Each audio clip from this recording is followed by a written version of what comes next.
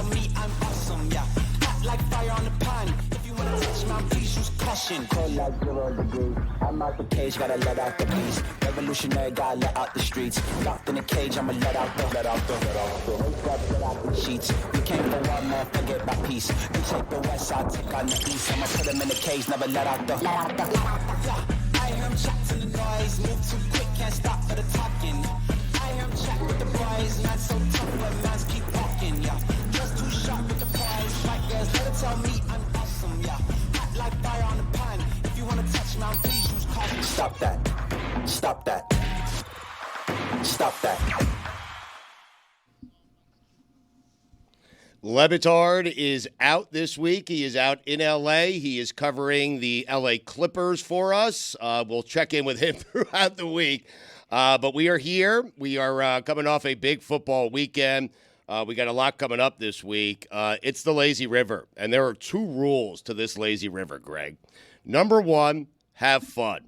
Number 2, allow the river to take you wherever the river may take you. Okay. All right? All right. Wherever we go, we go. I want a picture. Am I on like a rubber raft? Am I in a canoe? Like, Hey, where am I? you have people canoeing down a lazy river. Okay, so I'm the passenger, and I have others doing the labor. Have you ever been in a lazy rowing. river? Huh? Have you ever been in a lazy river? Yeah. Doesn't sound like it. In a canoe. In a canoe. What do you what do you travel in a lazy river? Greg's thinking of an yeah, actual too. river. Yeah, he doesn't Right. know what a lazy Yeah, river a is. I'm regular thinking of an river, actual yeah. river. Have you been to a water park where there's just a lazy river? You get in, it's got a little flow to it, Yeah. and just goes around and around and Yeah. around. It's really lazy. Yeah, it's lazy, except you're surrounded by 500 people. Right. You know, so you can't be lazy while in the middle of Grand Central Station. I understand, but you're not allowing the river to take you where it takes you. If it takes you to 500 people, it takes you to 500 Okay. people. That's the way it works. All How do right. we feel about the non-tubed annoying kid on a lazy river? It's like, all right, if you want to go fast, fine, but at least get in the tube. I Right. don't like the kids that aren't on tubes. They're splashing everybody. Right. That's not the way a lazy river They're works. swimming with the flow. Yeah. Right. Yeah, I haven't been to a water park in about 30 years, and nor do I plan to again, ever. I would actually go. I bet it's been longer than that. What is the last water park you were at? I am not a water park guy. Really? You know? No, I don't. I don't walk around without a shirt on. Are you kidding me? You can keep your shirt on there. I mean, Well, but then you feel weird. Right? You gotta I gotta don't. do as people do when you're Right. in a water park. Chris, are you okay without your shirt off in public? Without your shirt on, excuse me. I've gotten more comfortable with it, Right. oddly enough, as I've gotten older. I was Yes. in my 20s, a little insecure about it, but now I just let the world eat. All right. Roy, you okay with it? Yes, I was shirtless in Key West. We did content around that for the barbecue competition. So, Right. yeah, I was on video. Which you won, by the way, huh? Yes, I did. How about that? You're not going to ask me? Did you win? I was getting around to you. What do you mean? Jess? Yeah. Okay, good. Billy? I'm good. Yeah. You good? Yeah, we're fine. All right. Why? Can I ask Roy a question? Why do we have 1 o'clock hockey today? Because we have quite a nice little sports day, by the way. This is the greatest sports day of my life. We got 1 o'clock Panthers. Stugotz. No, Jess. This is the greatest sports day of my 'Cause life. the Why the is that? Panthers. Hold on. The Why Mets? why is it the greatest sports day of your life? Because I have the Panthers. yeah. I have 1 o'clock hockey. Yeah. I have game 2 of the NLCS, followed up by a Monday Night Football game, Jets and Bills for first place. That's when you're a fan of the Jets and Mets. Today is a good day. Yeah. We don't get many of these days, and today I have myself a good day, and it is staggered correctly. I get the NLCS at 4:15. I get Monday Night Football at 8:15. It's perfect. And you have the Yanks as well. I don't think you're arguing it's the best sports day. You're just saying it's as good as a Monday as you can have. The best sports Monday of my life. It could also be the worst. Yes. I was going to say. I'll get back to you. Is it a day where you have your hopes up, or is it you're not going to go that far? I have my hopes up. Okay. Yes. Yeah. All right. I do. I'm sorry. I mean, the Mets are in the NLCS. They're taking on true. the Dodgers. Otani's good. Is he? I got to watch him. He is good. And, yeah, I'm hopeful for the Jets because it's football. It's Monday Night Football. Right. They're at home. Coaching change and hopefully a little jolt for Aaron Rodgers. You know what's weird about Ohtani, though? He actually hasn't had a great postseason yet. Like, he has mortal numbers. You know, he's got average numbers, and we always expect him to dominate and be the guy who's already hit 4 home runs, but he hasn't yet. So I expect him to just be lights out from here on in. It means he's due. I think that's Yes. what it means with him. It's been an incredibly small sample. He's due. It is. He was right. 2 for 4 last night with an RBI. Yeah, that's fair. But I didn't watch the game. But have you watched a single game in the postseason? I have, yeah. Have you? Yeah, I watched the other day when L.A. beat San Diego, and what a pitching performance. That had to be one of the best all-time staff pitching performances in the history of the postseason. Well, the Dodgers, to your point, the Dodgers are currently in 33 straight innings of shutout baseball. But I'm talking about that particular Crazy. game. Yes. Where they two-hit a great offensive team. Manny Machado disappeared. He crawled into a hole, and it was just amazing to see, mainly because I was rooting for the Dodgers. Right. Yeah. But you're right. I mean, Ohtani through 6 games is batting .250. Yeah. He's not, not great numbers. No. To answer Chris's earlier question, is Indigenous Peoples Day, also known as Columbus Day. So there are 3 1 o'clock hockey games. That's why my kid's not in school today. Columbus Day is taking a hit, huh? Yeah. I mean, Right. yes. Used to be a bigger deal. Well, I understand why it's taking a hit, and it deserves to take a hit. I'm not arguing, but growing up, Columbus Day was a big day. Was it? It was. It's a national holiday. What do you feel mean? like I feel like Columbus Day it ranks just above Arbor Day, among holidays. I mean, Columbus. Well, do they God play bless hockey Columbus, on Arbor but- Day? Yeah, I don't know. Do they? When is Arbor Day? Huh. I kind of want my dad's top 5 most meaningless holidays. I will have that later in the show. Really? I get what you were saying about like it's Columbus Day or Indigenous Peoples Day, but like I still don't understand why hockey's being played at 1 p.m. though. Like that's the connection I'm still kind of missing. I understand it's a national holiday, but I don't understand the hockey 1 p.m. connection. To Yeah, it. I don't either. Probably played in places where kids are off of school. By the way, Arbor Day is April 25th next year. So yes, hockey Okay. is played on that day. At 1? Excellent. Let's do it. Is I this don't some know sort of exactly. tradition? Is what Billy is trying to get to the bottom of? Like every Columbus Day, do we play hockey at 1 o'clock? I believe so. Yes. Yeah. Really? Checks out. Huh. So Greg's gonna have a top 5 holidays that have taken a hit. Top 5 meaningless holidays, I think, is the way we're going to phrase it. Right? All right. Yeah. So we'll see where that leads. Because it got me to thinking about top 5 people in sports who connote an explorer. Matt Holliday? That's a good one. Okay. Oscar De La Hoya. But like, why did the Blue Jackets not play today? By the way, Arbor Day, that's the playoffs. So there's nothing in schedule right now. So we don't know if there's going to be a day game or not. Probably not because it's a Friday. Okay. All right. Arbor Day. We used to get Casimir Pulaski Day off. That's probably the most Chicago sentence I could have said. What? Was that Polish? He was a Polish American Revolution general, I think. He's like the father of the American cavalry. I don't really remember much Really? else about Casimir Pulaski. Nor should you. Drew Holiday. That's good. I got it. Yeah. Okay. Yeah, it's a holiday. How was your football weekend, Greg? It was good. I'm going into tonight's MNF. I'm 11-2 Really? straight up. I haven't figured out my line against the spread, but generally when you're 11-2 straight up, you're going to be pretty good against the spread. Mm-hmm. So it's a good week for me. FP Santangelo. It's a great name for an explorer. It Yes. really is. Yes. Thank you, Roy. Yes, it is. Thank You're you. right. Play this game all day. What'd you make of Nick Sirianni? I thought it was fascinating to watch. The Eagles, I'm going to stand with Sirianni here. And here's the reason. For people that missed it, the Eagles won the game. They beat the Browns. The Browns haven't scored 20 points in a single game the entire season. But the Eagles win that game, and Sirianni is jawing with the fans, Eagles fans, because they're chanting that they want him fired. Yeah. And so Sirianni goes at it with the fans, and then afterwards, I don't know if you saw this in the press conference, he shows up with one of his kids, which is a great move when someone's about to ask you very difficult questions. Yeah, it's like a shield. Right, here's a my human kid. shield. Right, and Right. he used his kid as a shield. You're right. And so Sirianni, here is why I stand with Sirianni. He is the first Eagle and only Eagles coach to make the playoffs in his first 3 years as head coach. He's made the playoffs 3 consecutive years. He was a play away from beating Patrick Mahomes and the Chiefs in the Super Bowl. And the fans, during a win, are still cheering for him to be fired. Yeah. I understand why he would say something back to them. Nick, do you know what city you're coaching in? Right. I mean, if you're coaching in Philadelphia, You can't have thin skin. You can't have rabbit ears. You just can't. It's going to drive you absolutely crazy. That's the one city that almost prides itself on booing Santa Claus and anybody else. And you know what? They just barely beat a bad Cleveland team with Deshaun Watson. I can see where Philadelphia fans watching Detroit decimate Dallas can think, wow, we're barely beating Cleveland? How good are we anyway?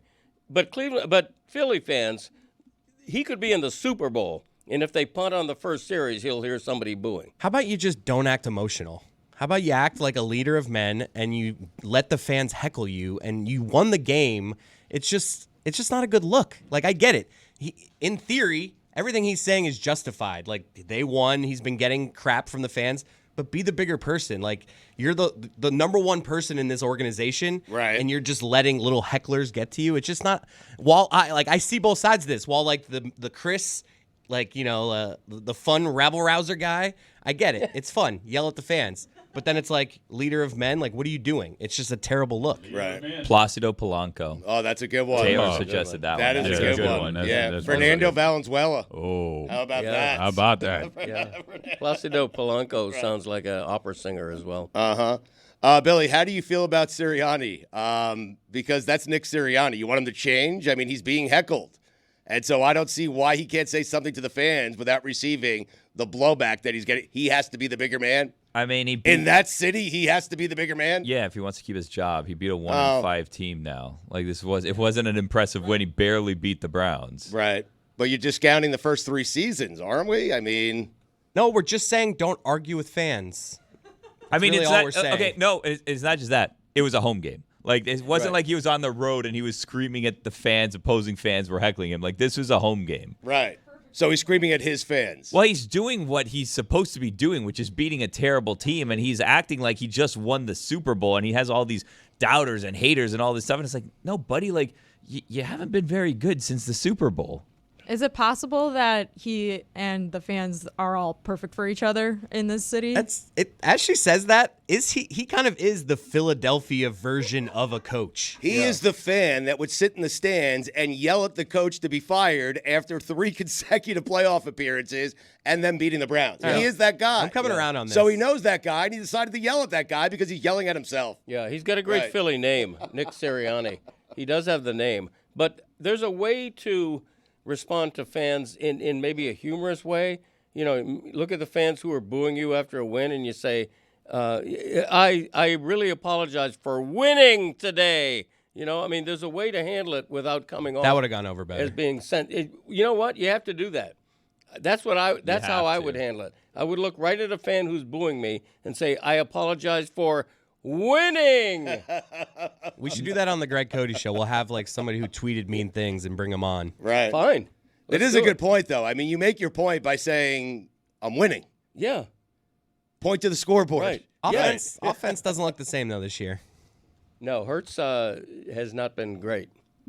He's not been great. And Saquon Barkley started off pretty good, but now he's dipped down a little bit. Yeah, the offense really has let me down. I thought it would be really good. It's going to be interesting because you have some coaches here, like Mike McCarthy might get fired. Oh, yeah. And I'm not certain he shouldn't get fired. Right. You have Doug Peterson in Jacksonville, who's in London right now. They have to stay there for a week. Yeah. And that's a team, I got to tell you, they played like they had to stay in London for an extra week. London's depressing. What? No, it's not. Oh, I It's think always it raining. is. Yeah, it's always No, it's raining. not. Thank you, I Roy. love London. Put it on the London's poll. great. Is London depressing? It is. No, it is. No. And when you have to stay there an extra week, that's the way you come out and play. Yeah. Lethargic. What did London do to deserve 2 weeks in a row of the Jaguars?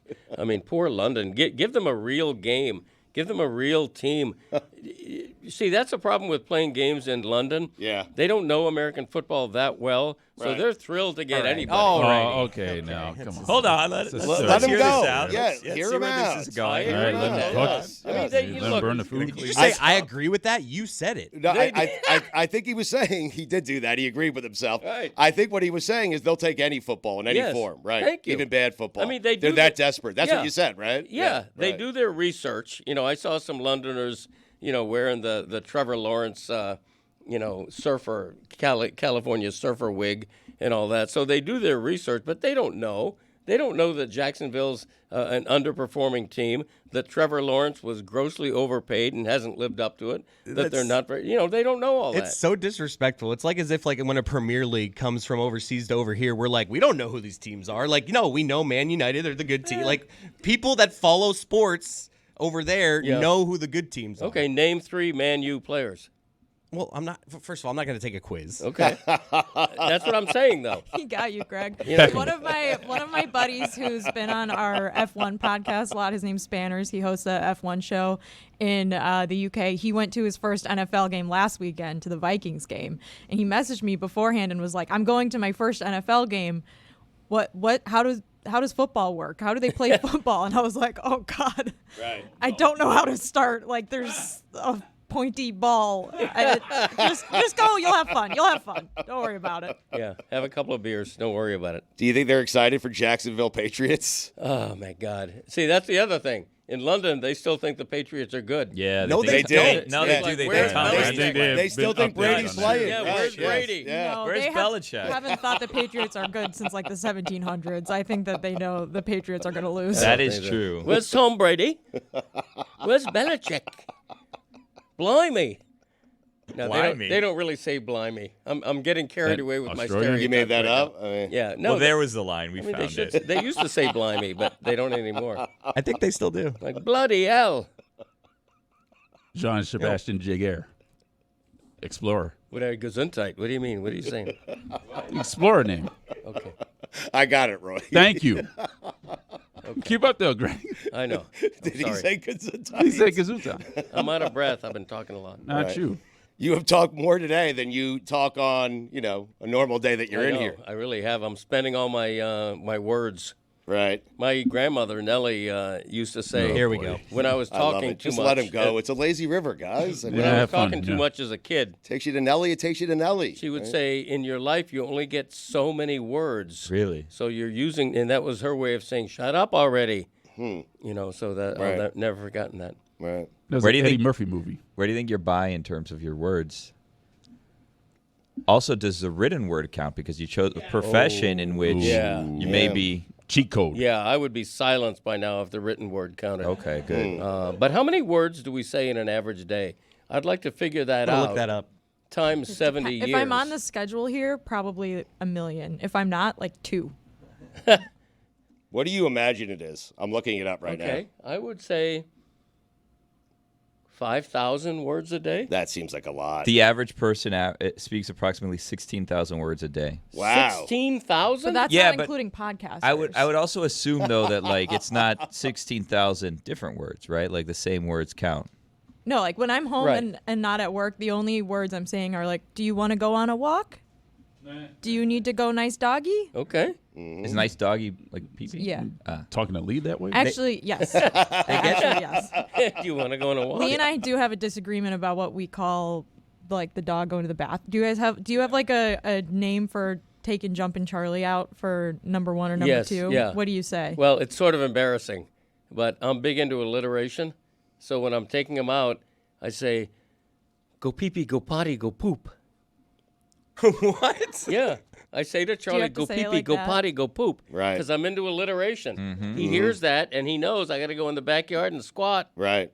Yeah, potty in the middle. Yeah. Go pee-pee, go potty, go poop. Why are you embarrassed of that? Because it's juvenile. Why am I talking to my dog like it's a 2-year-old? That's how you talk to dogs, That's though. just what you do. Yeah. Right. So Lee and I have a disagreement about what we say. I say nice doggy, and he says do your stuff, and I hate do your stuff. Do your stuff is too I don't harsh. like do right. your It's stuff. not dog-like. No. No. I like nice doggy. Yeah. I say, Finny, go poopy, good boy. Nah, I like Finny, that. go poopy, good boy. What if he doesn't go? Not a good boy. Still get your treat, though. Does he? I can't say no. They actually break it down even more. People speak around 941 words per hour. Really? Wow, what an exact estimate. That seems like more words than I'm saying. I would say you probably go over, Chris. Really? Yes. Ethan, track my next hour. Thank you. Ethan says 16,000 words an hour. So wait, you want Ethan to count your every word for an hour? Yep. All right. Wow. Ethan, count mine as well. And mine. Yep. Count everyone's. Yeah. You don't have to Counting do mine. it. What if it's a slurred word though? Okay. Whoa. Like when I go, that kind of thing. Whoa. You know, how many Hey, words does that That's stand for? okay. Hold on. That's Whoa. not a slur. That kind of thing. No, but it's different usage as a word slur. Yeah. Is that kind Not of like a one racial slur, elongated for word? clarity. Or That like- kind of thing, the way you say it is Yeah, one that- word. yeah, Yeah, that kind of thing. I feel like it's one word. I think so too. Yes, I do. Yeah. Thank you. What do you do if you're Jerry Jones this morning?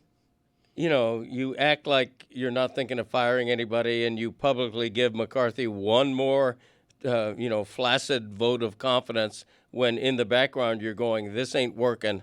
This guy's not working. We just lost by 1,000 points to an up-and-coming Detroit team. We got to make a change. I mean, I seriously, I think McCarthy's he better go on a 5-game winning streak and right the ship because I think he's in real trouble. But that is right just now. like I kind of get annoyed with Dolphin fans that are like doing this with McDaniel right now.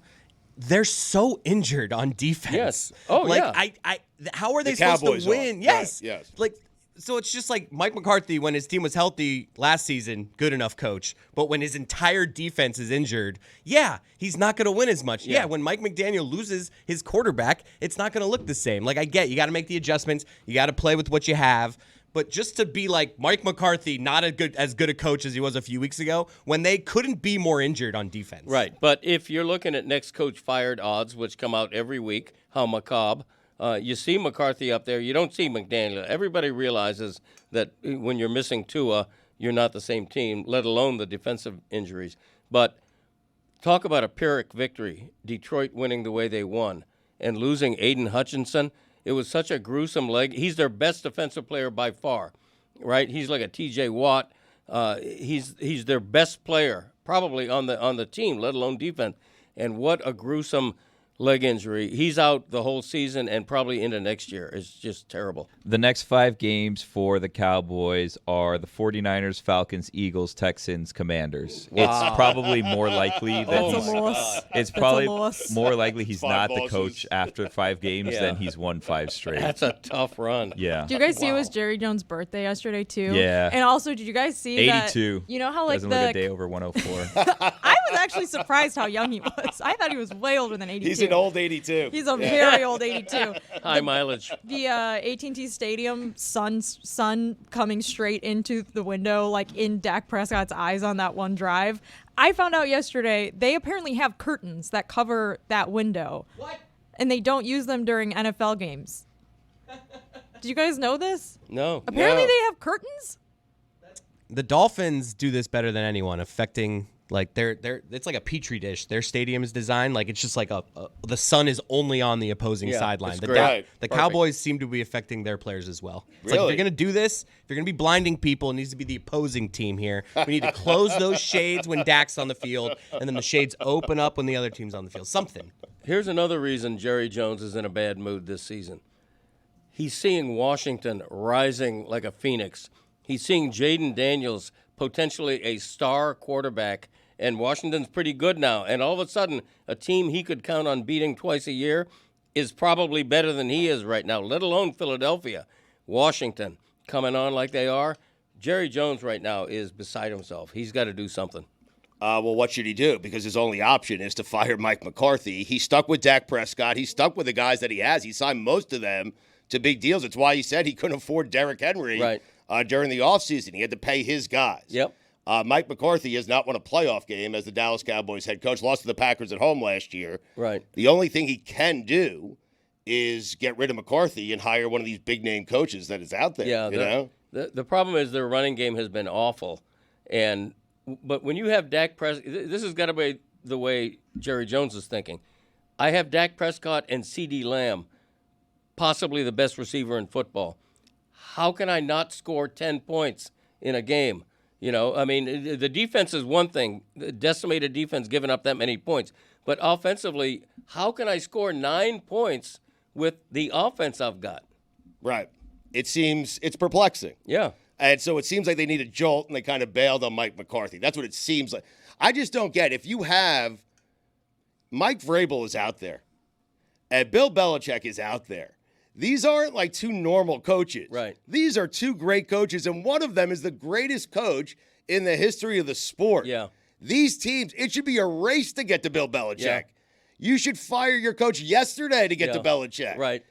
I mean, that's what I would be doing. And Dallas, if you're Bill Belichick, I think Dallas is pretty attractive. That would be the team I'd want to go to if I'm Yeah. Belichick. That would be the team. I mean, you have Dak, you have talent there. Yeah, you have talent. And he'll take care of the defense. Yeah, the defense, though, I mean, and the injured guys won't be injured forever. I mean, they will be good again on defense. Right. But you're right. Belichick makes sense. He does. So I kind of stepped in it a few minutes ago. I was being all condescending, being like, "Yeah, we know over here that Man U's good. Apparently, Man U's not good this year." Yeah. So as I was heckling them, saying that they know about our sports, we know about theirs, I was wrong. I meant Man City. Yeah, you meant Man City. That's what I meant. Yeah. Man City. It's We know early in Man the season. City's good. Yeah, Early in the season. Man U, 14th on the table. Not great. it's early though. Early days. They as named we a say in team London. after the Le Batard Show. Hey. That's all she did there. 1 o'clock hockey, Roy. Yeah. Columbus Day staple. I mean, I don't get why the Blue Jackets aren't playing today. Like, this It's should weird. be their day. Yeah, it should be. they Columbus. should own the day, right? Yeah, big hockey fan, Columbus. Not a great start to the Ice Cat season. Right. 1-1 start. Injuries, two. dude. One We and lost two. Barkov for a few weeks already. Kachuk was sick last game. You know, gotta strap it on early on in the year here. How long is Barkey out? 2 to 3 weeks. Wow, Now's the time to get injured, though. It is. Now's the time. Yeah. Okay. good timing. Well, by Roy, you'd you would argue? agree if you're going to get injured early, right? Yeah. I don't want to be injured, but yeah, sure. Okay, would you rather be Following your injured logic? now or It's mean, like the yeah. Sixers are holding out Embiid for the entire preseason. You don't want to get hurt now. No, so long as I get back, in a reasonable time, like 3 weeks is reasonable. So sure. Well, I guess yes. to Billy's point, that would be the best time to get injured is the preseason. Yes, Right. that's the best time to get injured. The preseason. Yes, Yeah. exactly. Yeah. You have the entire season to get healthy. Yeah. You know what I'm seeing a lot of? What's that, Chris? Shifting gears here as we just take a little jog around the local sports teams. Lazy River. With the preseason, you guys got me thinking about the Heat. I'm seeing a lot of social media videos of Bam shooting threes. I don't know if it's the media. I don't know if it's the Heat. They're trying to get the notion out there. He's ready to stretch. He's ready. He's ready to stretch He's the ready. floor. Is what he's ready to do. that Right. will happen. Go on. I mean, Izzy mentioned that when he was on our podcast last week. Izzy mentioned that he thinks we're going to see a new and improved Bam, because when you come off the Olympic experience, when you win gold, it does something for you. Makes you a better three-point shooter. Well, in this case, they need him to be that, and he will be that. And I still think they're a mid-table team, though. That you mentioned Man U. The Heat are a mid-table team right now. I think they're 13th or 14th in betting odds for the NBA title. They're nowhere. They're just an also-ran team right now that has to prove they're not. And so, Jimmy is going to play the usual, 52 games during the regular season. He's saying he's going to play more. Okay, well, we'll see. Like he said in his press conference, I heard Pat, and I will Okay. be available as much as I can. But your dad is saying he'll believe it when he sees it. I tend to agree with my dad. I don't like the videos putting them out. Now there's an expectation for Bam to hit threes and be good at hitting threes, and he might not be that good at it. It's not just the team, though. Like Tobin, I saw Brendan Tobin putting out his shooting. It's like everyone's watching. Everyone's keeping an eye out for Yeah. Bam on the three-pointers. They need something, and that could be it. Chris, what is your issue with Death Valley? We had a weird text don't do this. conversation. Which one?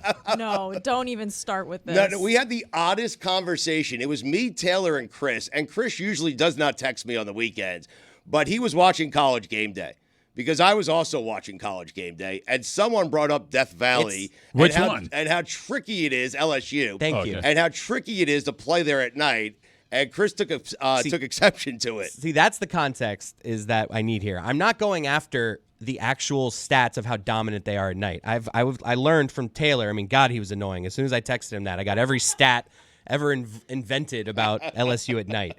But all I said is that these broadcasters, it's kind of like with Belichick. Stugotz, let's play the game. Okay. The Belichick crutch for analysts. What would analysts always say when talking about a Belichick team?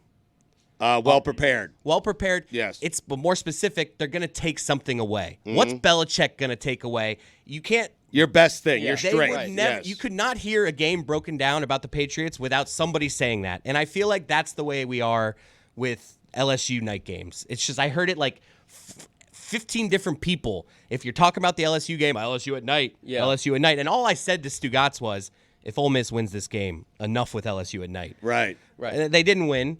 And like on a neutral field, Ole Miss would have been probably Ole Miss favored. lost to Death Valley They didn't lose to LSU. Yeah. They lost to that stadium. That's what they didn't have to lead the entire night to the final play. I was more just crushing the crutch that analysts have of just constantly saying, "Oh, LSU at night, LSU at night." Now, granted, as Taylor pointed out to me, they win about 90% of their games at night. They've won 14 straight there at night, and you wrote back enough. Yeah, Yeah. enough. I agree with you. I think fans Thank you. and media in general attribute too much to the venue, to the fans, to the stadium. Well, like Dad, 90% they've won. But exactly right. When they give you That's all the fine. statistics proving that it's actual reality, then you can't call it just a verbal crutch. I'm confused. Are we going after the announcers or are we still going after LSU? Which one are we mad at? Because Chris, to your point, yes, there are certain annoying things I noticed that get repeated a lot. That's all I was saying. Like last week, everyone, including our show, like we were talking about the Big Ten record crossing multiple time zones, and then it just kept getting like repeated and repeated and repeated, and to the point where like it kind of loses its meaning. Because that has been like a thing that people keep saying over and over again. But if you want to actually go after LSU and Tiger Stadium, that's a different. Now we're having a different conversation. And if you read my text, I was always just like the analyst. Like I just don't like it's a crutch. And if they lost, I wanted to be able to go at them. Right. But I don't know, man. But Taylor pointed out since the turn of the century, they are 108-15 in night games at Death Valley. My pivot on that was why can't more teams have that kind of environment?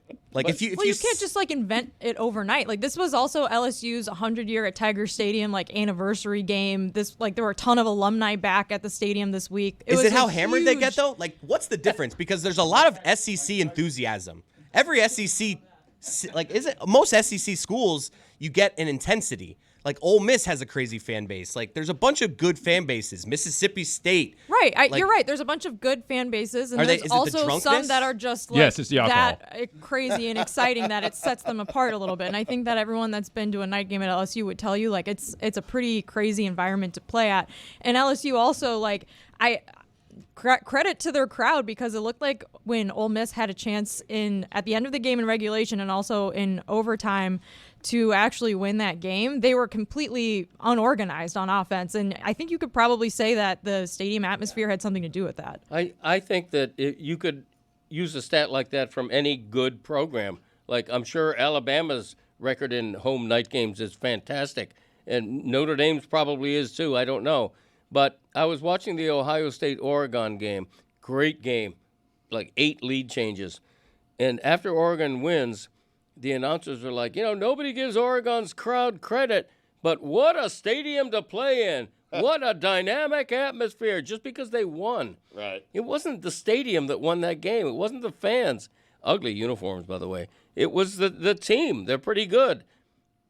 Sometimes the fans can help, though. That environment can help. Yeah, but, I'll give you an example, Greg. The end of the Notre Dame-Louisville game I was at last weekend, Louisville got a delay of game penalty coming out of a timeout in the last drive of the game. And afterwards, Jeff Brom said they couldn't hear the play call because the stadium was too loud. So, yes, there are times where the stadium does directly impact the ability of the quarterback and the sideline to communicate with one another. I agree with you, though. You can't say, like, the actual playing of the game is the more important thing, right? Like, Oregon won because they played just a slightly bit better game than Ohio State, and they scored more points. But, I think you do have to take into account home atmosphere. I know, like, the people creating the spread, they do. They count it for, 3 points, 2 or 3 points, depending on where it is. So it does play a factor. Absolutely. No, I agree with that. And to contrast that, when Miami is playing a home game against anybody but Florida State, it's probably going to be, they're going to announce 55,000 and it's probably going to be 40,000. And nobody's going to say Miami's got a great atmosphere, although it's better than it used to be. But I would say it's one of the worst atmospheres anywhere in college football, though. Yeah, Miami? because you have a most of them are stadium good. 45 minutes away from campus. No, not good. It's not, Roy, that's not a great atmosphere. The U? See, I'm tired of that as an excuse, though. I'm not saying it's an excuse. I'm just stating it as fact. Yeah, but that atmosphere is not great. The students drive cars. Right. Like it has to be on campus for them to go to a game. You don't want to drive a car if you're going to tailgate and drink all day. Well, you take Uber then.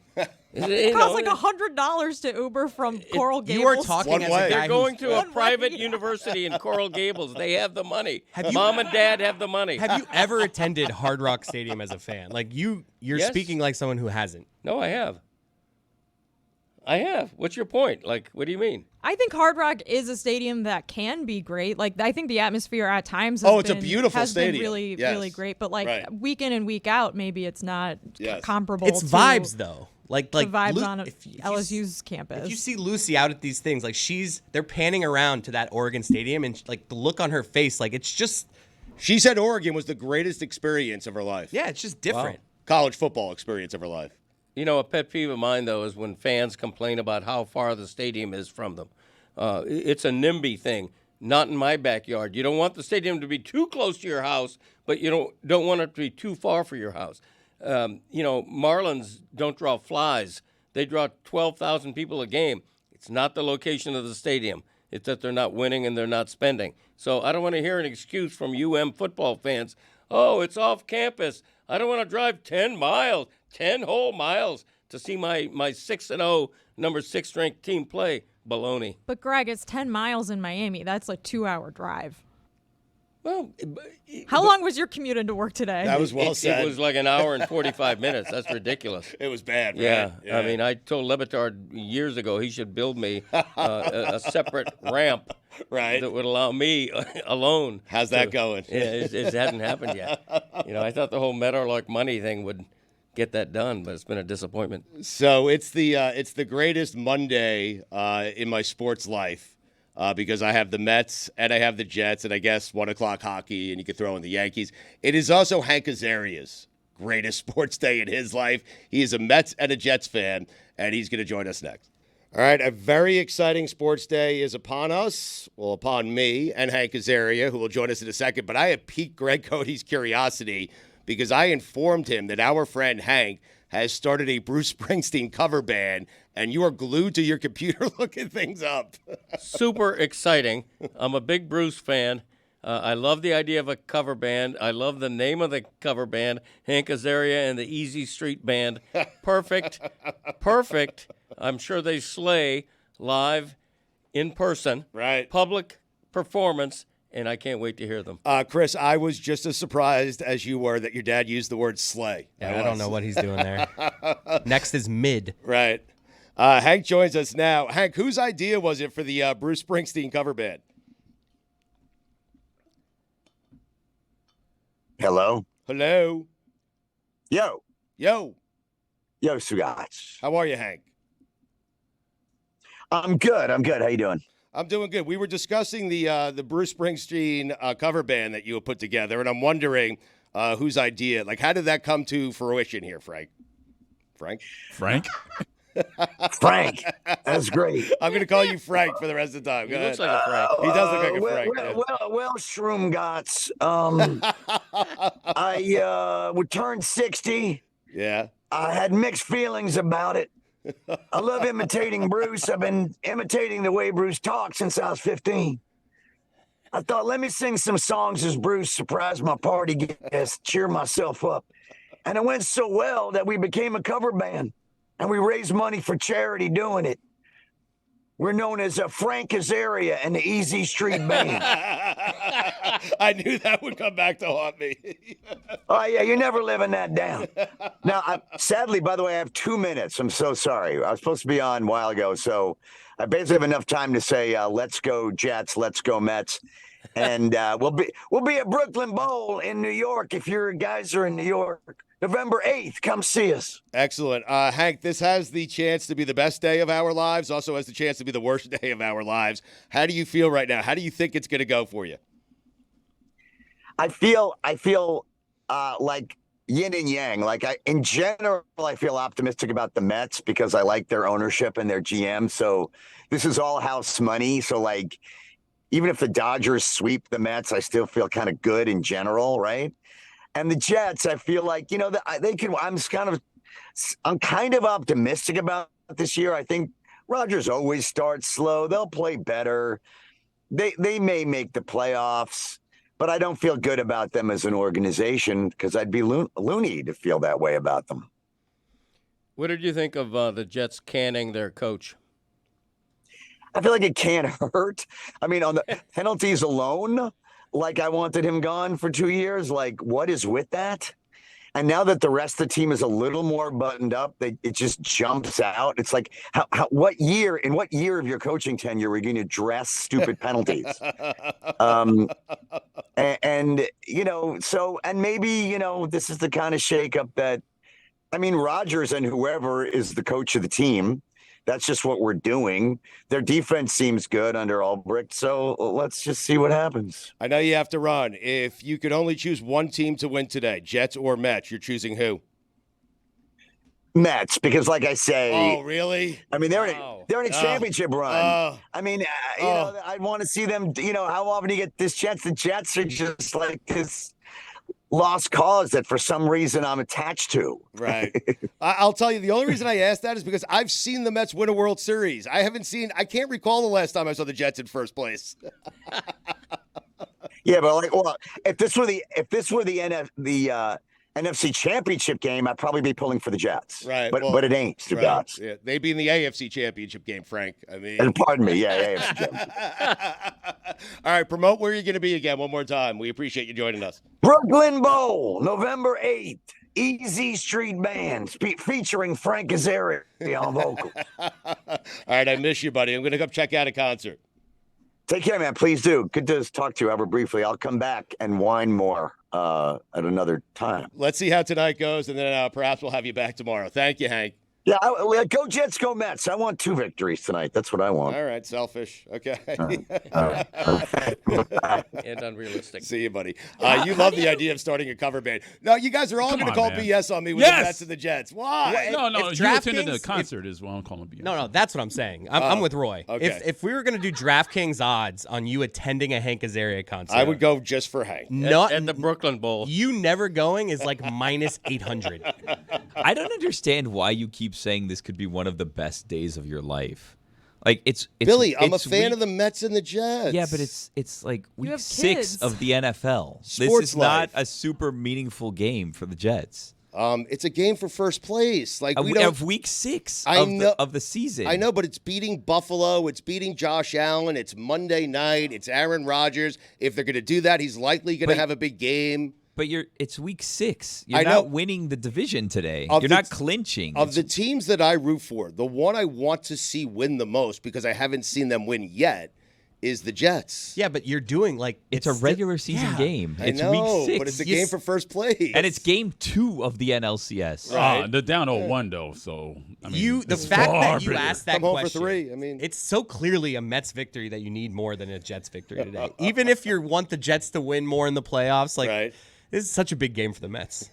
My Mets. Fans gonna fan over here. Right. Fans gonna fan. Thank you, Greg. Yeah. The NFL means more to me at this point, and the Jets mean more to me at this point than the Mets. Right. And if you follow 2 teams, one has more of your heart than the other, right? Like emotionally. Yes. You're more of a Jets fan. Yes. There you go. It's really a product of, I've seen the Islanders win Stanley Cups. They won 4 straight in the 80s.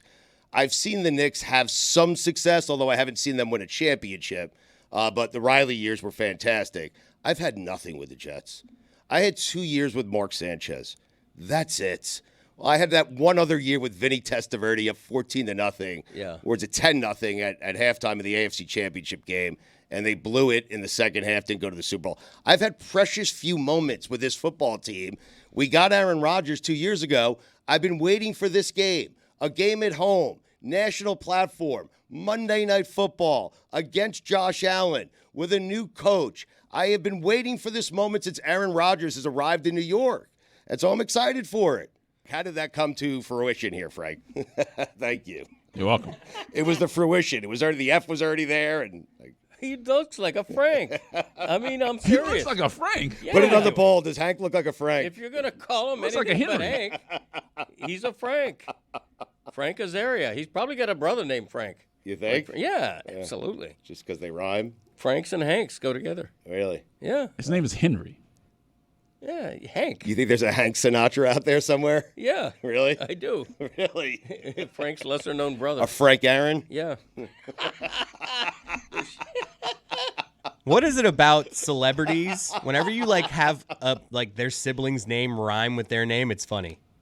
It's like, is that Bo Theismann? There's just something about a name. Oh, spit It's take. just It's just there's just something about a name I like rhyming. this bit. Keep going. Yeah. It's like I'm not gonna play it anymore. Ben and Ken. No, please keep playing it. You're out of material? You know, Mo Biden. My brother Mo. You met my brother Mo. He's great. He could be president. Younger than me. Sitting around the kitchen table and scrambling. There it is. Hank has 2 rescue cats, one named Mookie and the other named Wilson. That's how you do it. On my dad's podcast this week, Greg Cody Show, featuring Greg Cody. With? We do Fine. Greg Doesn't Know Movies, which is a popular bit. We bring my brother in. We ask him obvious movie questions. And so I'll give you guys a little spoiler alert. Here's one we did. Okay. We said, Dad, name one actor that has played the Joker in a movie. So, there's a lot of answers here. Jack Nicholson. Nicholson. Nicholas. You had the Golden Bear? Heath Ledger. And my dad's answer was John Ledger, I was thinking of John Legend. which is a hilarious visual of Easy John mistake, right? John Legend playing the Joker would have been hilarious. I mean, I was thinking of that one Joker from the TV series back in the 60s. Caesar Romero. Caesar Romero. The but original. I Yeah. couldn't come up with a name. is that the dog guy? That's Caesar Milan. Yeah. That's another explorer's name, Caesar Romero. No, I just couldn't come up with a Caesar name. Milan, This too. is the second time you tried to make fun of your dad today. It completely backfired. See? Let that be a lesson you to you. said Jack Nicholson. Jack Nicholson. There is a lesson to be learned there. Yeah. That one I did on purpose. Leave though. your That damn was- dad alone. That was just for comedy. Oh, okay. Sure. Yeah, okay. Hank Thomas, Hank Thomas. the Big Hurt. Exactly. I like it. You met my cousin Hank? Yeah. Willie that was Tommy Aaron's Oosthuizen problem. played the Batman once. What? No. Really? Oh. Hank Caliendo. Hey. Hank Stallone. I'll play this game all day. with Franco you, Ryan. Harris. Hanko Harris. Frank Goldberg. The Hammer. See, Hanks and Franks go together. They do. Not one of these has been real. I'm not lying. Right, Billy is. Hank and Beans. Well, yes. It's a fair point by Billy. We have no idea if any of these are real. All right, if you're a Frank out there and you got a brother named Hank, call 1-800 Yeah. Hanks and Franks. 786-456-4837. Ah, the old days. Ninth caller wins nothing at all. It's going to be interesting. The college football playoff. I'm starting to come around on 12 teams. Yeah, I love it. And I'm starting to come around on the merging of conferences because we are getting more great games than we've ever had, and we're getting more meaningful games than we've ever had. And I'm telling you, like the new matchup of undefeateds is the matchup of one-loss teams. Yeah. You can lose once. I don't think you can lose twice and make it to the college football playoff. And you have one of those this weekend with Tennessee and Alabama. Yeah. So it's going to be interesting. I don't think, Jess, do you think a 3-loss team could get in? Well, between Tennessee and Alabama, I think so because Tennessee plays Alabama and Georgia. And, of course, if you do end up playing in your conference championship game and win, and you're a highly ranked conference champion, you will automatically get in. So I do think there will be a number of 2-loss teams in the playoff because the nature of conference championship weekend means that a lot of the 1-loss teams will probably play against each other. I agree. And if you're an elite program, Georgia, Texas, Alabama type level, 2 losses, you'll get the benefit of doubt over the small program that's had one of those 11-1 seasons. It's cool because of how many teams think they have a chance right now. That's really what That they're is doing the with cool all thing, this. That's though, what's right? great Like, you about It's it. like the wild card in baseball. Like you have Yes. Illinois at 5-1, ranked 22. You They have- know, at their program right now, Right. they're thinking, "Let's win out," They and have- we they're not going to. They but have a it's chance, just, right. It's just cool because that's what you have. So many teams here that are like this point in the season thinking we can actually do this. Yeah. Miami's a good example, not to be parochial, but in a normal year, even if Miami is 6-0, they're not one of the top 4 teams. You're not thinking that they're a playoff team.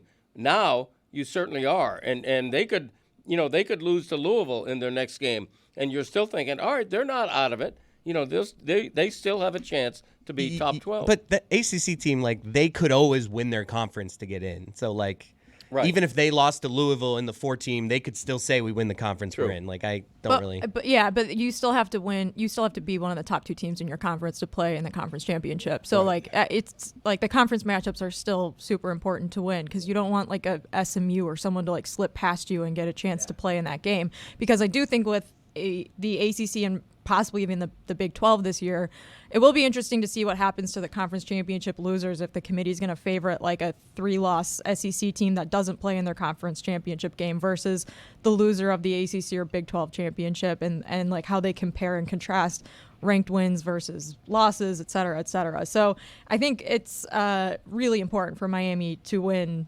the rest of the games on their schedule, and at least make it to that game, because then if you win, you're in. If you lose, you still are 11-1 or 12-1 at that point. You have a much better shot. Yeah, particularly because Miami is going to play one of the weakest schedules. They're not going to have beaten a ranked team. They're not going to have played a ranked team, which is really weird.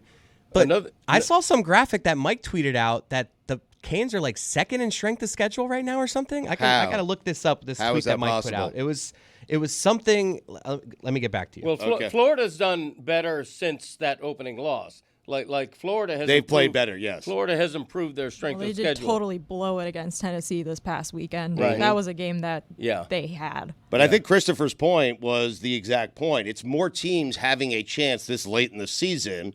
We're halfway through. Right. But they have a chance of making the playoffs. Yeah. Illinois usually out of it by this time. They have a chance. SMU has a chance. Even a team like Syracuse, who has 1 loss. Right. They have a chance. They play Miami final game of the season at Syracuse. Like if they run the table, 1 loss, beat Miami, they get a chance of getting in. Yep. You probably got 20 teams, maybe 24 teams that still think they have a realistic chance. Right. It can't not be great for the sport. I think the problem is what we're waiting to see, at least I'm waiting to see, is if you could have, a 12 seed upset, one of these big. Yeah. I don't know if that's possible. You have it in college basketball. I don't know if we'll see that in college football. Yeah. But I know it's only 12 teams, but it's going to have that March Madness feel to it. Yes. If there is a 12 beating a 1. Now there's buys, so I don't know how that would work, but there's going to be an upset, I would think, and that's going to be the joy of it to wait for that. To see an Iowa State in the championship game? I mean, anything can happen. Right. I'm good with Iowa State not making it to a championship game ever. I mean, they played good against West Virginia. There were a couple bad turnovers at the end for West Virginia, but still, they won. It's what I say with the NCAA tournament. I want George Mason to advance to the Elite Eight. Get the hell out of my Final Four. I don't need you there. I want Blue Bloods. Yeah. I want Kentucky. I want Duke. I want Carolina. I want brands. I agree. That's why I've been saying all along, you got to have a Dodgers-Yankees World Series. I'm sorry, Guardians and Mets, but when the Yankees and Dodgers played in 1978, they averaged 44 million viewers, which is the most watched World Series to this day. Okay, and it's a fallacy that the Subway Series is going to draw. If it's Yankees-Mets, last time they played in 2000, it averaged like 17 million, which was low, especially low, even for that era. So if you're TV and if you're a typical fan, you want Dodgers-Yankees. Major League Baseball is Fine. Sorry, how much? Actually, Dan's not here. So No, how much? It's okay. $5. I'll pay it. Major League Baseball, their worst nightmare is the Guardians getting in. They don't care who wins the NL. Right. I mean, they kind of care. They want the Dodgers probably because of Ohtani, but Mets or Dodgers will do. Yeah. If it's Guardians over the Yankees, that is the worst. The worst case scenario for Major League Baseball. Yeah. Do you actually think that Mets would be as good for baseball as the Dodgers? No, There's no chance. No, I think the Dodgers are probably definitely a better option in the National League. You're saying Major League Baseball would prefer the Dodgers? Yes. There's no discussion. We want Dodgers Yankees. Yes, absolutely. I agree. Yeah, but at the beginning of the season, Mets would have probably been right after the Dodgers. To your point. Yes. I think I'm with Billy. Dodgers are one, but it's not a bad second choice to have the Mets. They take the Dodgers with the Guardians. I think Billy's right. Yeah. Meaning they just want Ohtani in the World Series. Yeah, that's it. And I don't care if he's hitting 250. The perception is that Ohtani is finally in the postseason. Let's marvel at this greatest player of all time. All time, people are saying now. Not just today, but all time. And so By saying it into the mic. You know, I think baseball is being lifted. The ratings are great. Baseball is having an epiphany, a wonderful moment, largely because of Ohtani. You have to have him in the World Series. I was thinking about you in a cover band. I would love that. I know you would. Yeah. Yeah. No, I would. You're jealous of Hank, aren't I you? am. I'm Aren't really you in jealous. a cover band? The Hee Haw 3 is a cover band? Yeah, we like to do original material. Do you? Viva Greg Cody really. is not original material. It's a cover. You just put your name in it. That's a very valid point by Billy. No, I am jealous of Hank Azaria. There's so many Bruce Springsteen cover bands. I feel like I know 3 people just off the top of my head in a Bruce Springsteen cover band. Really? Yeah. Come on. Wow, I didn't know that. Name Yeah. him. I'm not going to name them. Come on. Now, when Frank Azaria talks about playing the Brooklyn Bowl, is he literally playing a bowling alley? Yes, I think Yeah. so. Yeah. Okay, I'm not A being legendary facetious. one, though. Yeah, because the Right. Hollywood Bowl is like a big arena. It's lovely. Right. So the Brooklyn Bowl is actually a bowling alley. It is, yes. Okay, I didn't know that. I think it's actually a bowl. Well, it is a bowl and a bowling alley. Soup. Okay. Meaning you go there's a bowling alley, and then there's a concert stage with a bowl of seating. Oh, I see. that what you kinda mean. makes okay, sense. so it's both. Yes. It's a concert venue / bowling alley. Yeah. Odd combination, that one. Okay. It feels like something that Stugotz totally just made up, I but did. it is true. I did. Yeah. It is true. I got lucky. I got to be honest. There's with you. multiple really? locations also, by the way. Brooklyn Bowl. There's one in Las Vegas, one in Nashville, one in Really? Philadelphia. Yeah. 4 Brooklyn Bowl locations. in Las Vegas. Can people just be rich and quiet? What do you Like if mean? you're Put it on the rich, poll. like you're just like, oh, now I'm going to start a band. It's like, why don't you just go be rich over there and like just enjoy your money? A quiet hobby. Wait, you're blasting Hank for doing this? Yeah, He's- like, he's go, made a like- ton of money off The Simpsons. Right, He yeah, doesn't- exactly right. Like go, like whatever happened to the I don't know what happened to the industry, but like what happened to the industry? You used to like walk through like like a Target or a Walmart or like a KB Toys or whatever, and there was like model cars, and then you had like that really sticky like glue, and then you'd have to like break off the piece, and then oh my gosh, look, I just made like a Dodge Viper or whatever, and you yourself know, oh my goodness, this took me like 15 hours. There's 1,800 pieces in here. You lift up the little hood and you see how I put the engine together. You had to get the little model paint, the silver model paint to paint the engine so that it was silver. What happened to that? What happened to just like quiet hobbies? Why do we have to have all these public hobbies now? Here's the thing. Oh, boy. You can be a very talented actor. You can be great at doing voices, whatever. Doesn't mean that you need to start a band. That you don't need to be a rock star now all of a sudden as well. You know what I Right. mean? Yeah. Save the rock starring for the rock stars. Right. I understand, but it's for charity. I mean, That's what you say when you're doing something obnoxious. When Exactly. when a portion goes to charity, Right. Yeah, when you're doing something obnoxious, you say it's for charity. That's I agree true. with you. But That's a fact, Jack. it is. But I think Billy has a point, though. or you use your kid as a shield. I mean, Exactly. Yes. Yeah, my saying to celebrities would be, hey, celebrity, stay in your lane, right? If you're Hank Azaria, you don't have to be a rock star. If you're a famous actor, I'm going to take up painting. I'm going to start selling my paintings. How about you leave that to the That painters is quieter, and you though. act? That would be a quiet Yeah, but hobby. private collection. Okay, Jim Carrey, we don't need to know about all your paintings and your galleries and all Right. that business. Yeah. Leave the Oh, painting right. to the painters. Is Well, what you're saying. wait a minute. He's doing something that he's known for. He's Who? imitating Bruce Springsteen. He's actually using a different voice for this situation. Right. I guess that is his No. wheelhouse. I know that's a good point He's by a Roy. performer, Right. right? Okay. But, But also, Billy- you have to be careful saying "stay in your lane" when you're at a bowling alley because you Yeah. might think you mean Gutter like balls? lane 3. Well, that's the most important rule of bowling is stay in your lane. It is. That's a very valid point. Yeah. I hadn't thought of that. No gutter balls allowed. Speaking of painting, I was making fun of my friend's wife this weekend. She's doing. How are we going to connect these? Transition. She was Can't painting. wait to see. If you, she was painting. That's Okay. Stay in the lane. And you guys ever heard of this like painting with numbers thing? Yes. Paint Not- by numbers. Not a fan. It's Why? called cheating. Thank you. It's like, hey kid, if you're doing the number thing 1, 2, 3, and you draw a dinosaur, guess what? You didn't actually draw a dinosaur. Right. All right. It's a good learning tool. Right. But for kids. Yeah. Yes. Not for adults. Yeah. I think it's okay for adults to pick up hobbies Yeah. after they are Just adults. Unless you're rich. I walked into the house. Unless it makes noise. I walked over to the painting to Billy. and I assessed, and I just wasn't as impressed as I would have been if there weren't numbers. You know what? Draw a dinosaur.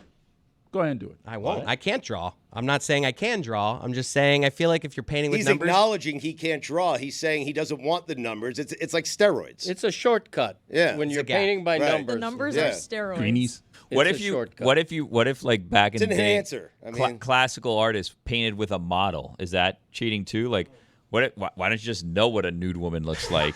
You know what I mean? Paint it from memory. Oh, you can't remember what boobies look like? I think there's just different Oh, you scales never of been cheating, laid, right? Da Vinci? Yeah, exactly right. Da Vinci. I just think Michelle's taking the easy way out. Wow, classic. Wow, meat. She is. By There's using no question numbers. Name about and it. everything. yeah. I look down on paint by numbers. Do you? I do. think it's okay as a learning tool, though, Greg. Do you? Yeah. Okay. Right. If my If you're six, going to frame it, I mean. if my it's- daughter was doing it, I'd be like, all right, this makes sense. Right. But when I walk in and see a 37-year-old, and I'm like, okay, this seems. But it's like training wheels on a bike. Eventually, you got to take them off and just fly by yourself, right? Yeah, Yeah. well, No you're just- numbers. You're Yeah. starting with the numbers. Okay, how about this? You go to IKEA and you get like some furniture. Is it cheating if you follow the directions on how to put it together? No.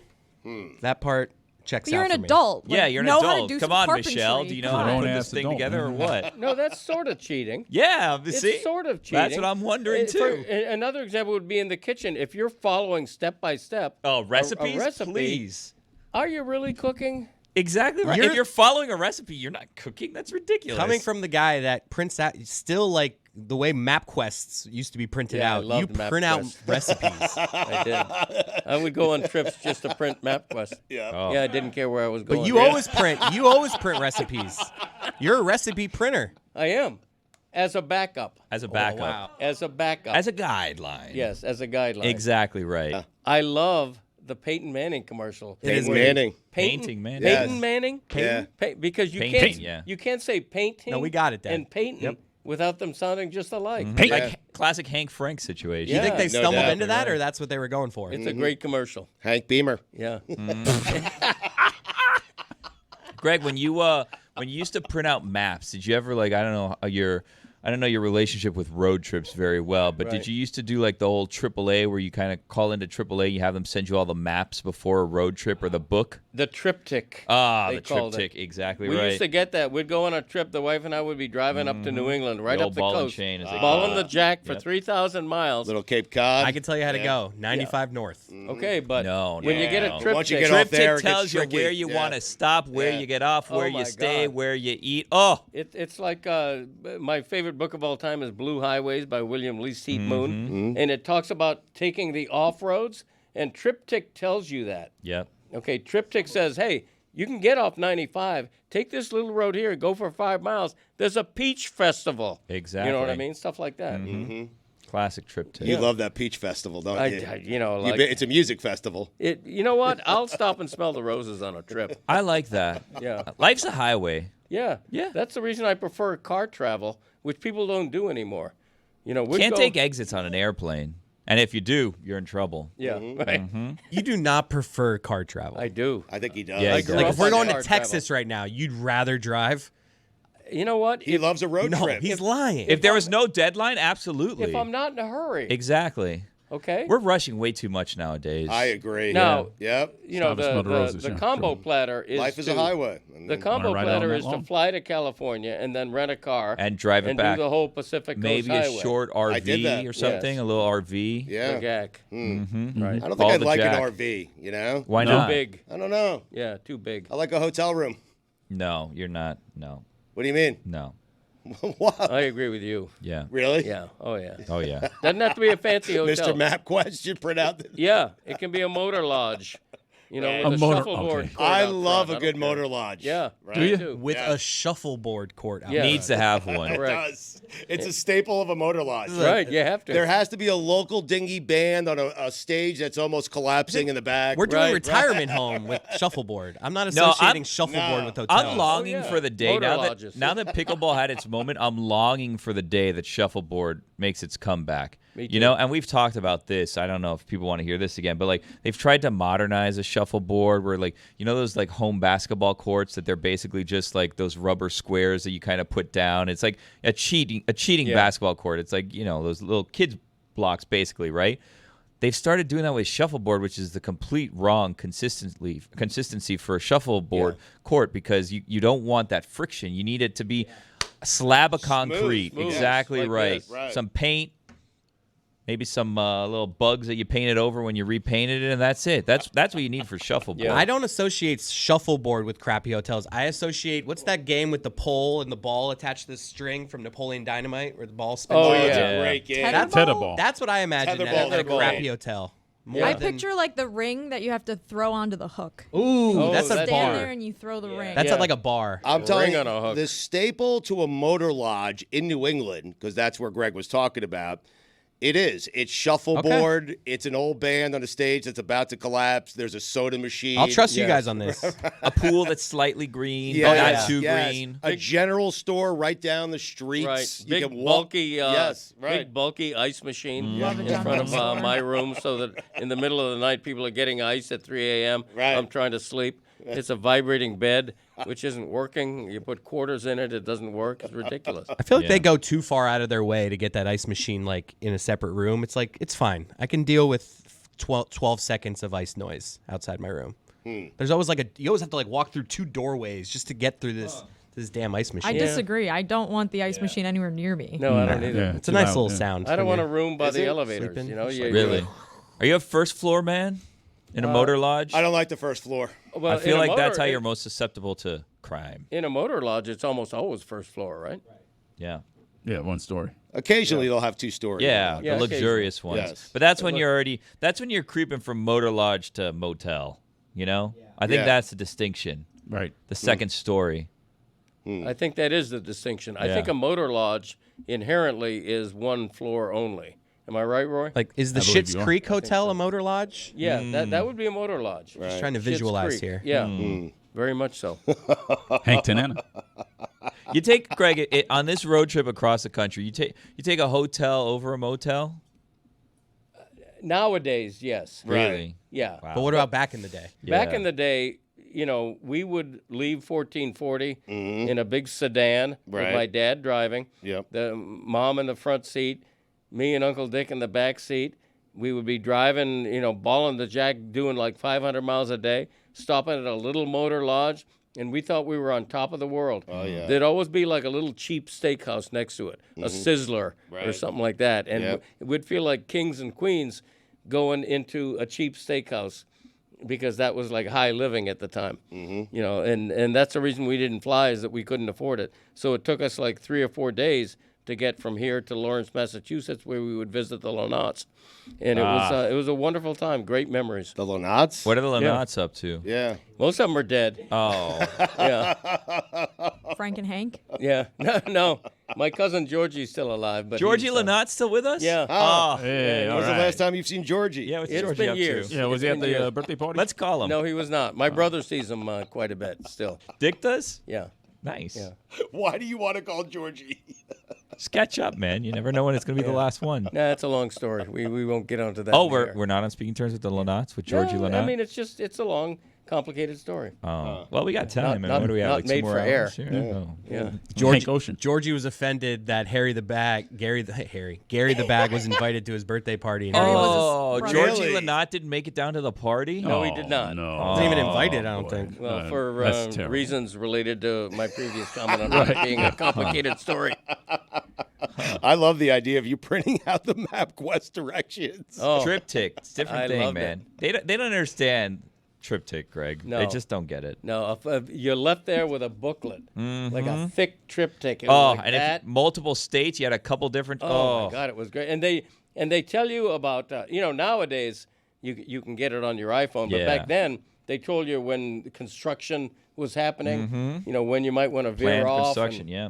Yeah, no, it was great. I was a huge fan of triptych. As soon as you'd cross state line, you'd switch out the triptych to the new state. Yep. That's when living was living. You know what I mean? Yes. That's when you didn't mind getting lost. You got lost, but you had your triptych, and it showed you how to find the way back. And it's not necessarily just get right back on the same interstate. No. There's multiple paths Right. to every destination. Yeah. Yep. And if you didn't find it on the triptych, you stopped at the gas station And or you the asked general I miss store. those You days. just asked Yes. someone. You said, "Hey, buddy, I'm looking for Route 64. Any idea where I can find it?" He's like, "Sure. Follow me. I'll take you there. Yep. You know, that was a different time. It was a different time. Yeah. He would leave his post, leave his job, and you would follow him out to the highway. Right. Right. Yeah. Put up the "Be back in 5 minutes" signs, and then you help old Greggy out. Yeah. Yeah. It was a great time. Yeah, Are you guys it really just was. describing the end of the movie The Graduate or something? It was just an easier time. I'm really uneasy about this whole Georgie Lynott situation. I'm going to be Why? honest with you. What's the matter? I feel like we opened a can we weren't supposed to open today, so I apologize Yeah, for you that, Greg. continue to open the lid a little bit further. No, I'm trying to bring close it it. out. Trying to seal the old Georgie Lynott lid, you know what I let's do mean? that. I'm curious. I mean, curiosity killed the cat. Okay. I'm a dog, but No one loves Okay. dropping a name not. that no one knows out of left field more than my dad, and then we go too far, and he's like, "Why are you bringing this guy up?" It's Right. like, you mentioned George Lynott. I made a But casual we're here reference. because of you. He said the Lynotts. When there's more follow-ups on George Lynott, it's your fault. I said the Lynotts. We were visiting. No, Billy- and then you said my cousin Georgie Lynott. Billy had the Billy, follow-up. you think Last Billy living said Georgie Lynott. Lynott, He's the last living Lynott. but you Oh, brought him no. up. You brought the family. does Georgie I have brought the family Does up. Georgie have any not to get too into any offspring? He does. Okay, so the Lynott name will live on. Yeah, it will. Okay, good. Yeah. All right. That was my concern. Yeah, they continue to live in the New England area, mostly Massachusetts, right near Lawton's Hot Dogs. Really? Actually, yeah, Is that the one you were going to buy? it was. Wow. Yeah. And then it slid into the Merrimack River Oh. and was never heard from again. Did it really? Yeah, the whole Lawton's Hot Dogs. Wow. It was a trailer. Is It that was true? Yeah, it was a little hot dog joint built on a trailer right across from Merrim's Knitting Mill, what used to be called Best Merrim's hot dogs Knitting you've Mill. ever had, probably. They were great. Yeah. What happened? Erosion? Yeah, I think so. It was right on the edge of the Merrimack, and eventually it just eroded and fell right in the river. It was on tough times anyway. They were looking to sell. My brother and I actually boy, talked about insurance buying scam. Could them, have saved it. buying it, Did but they noticed that the building was leaning? that conversation didn't go That's why very it never far. sold, Roy. That thing's fallen into the river.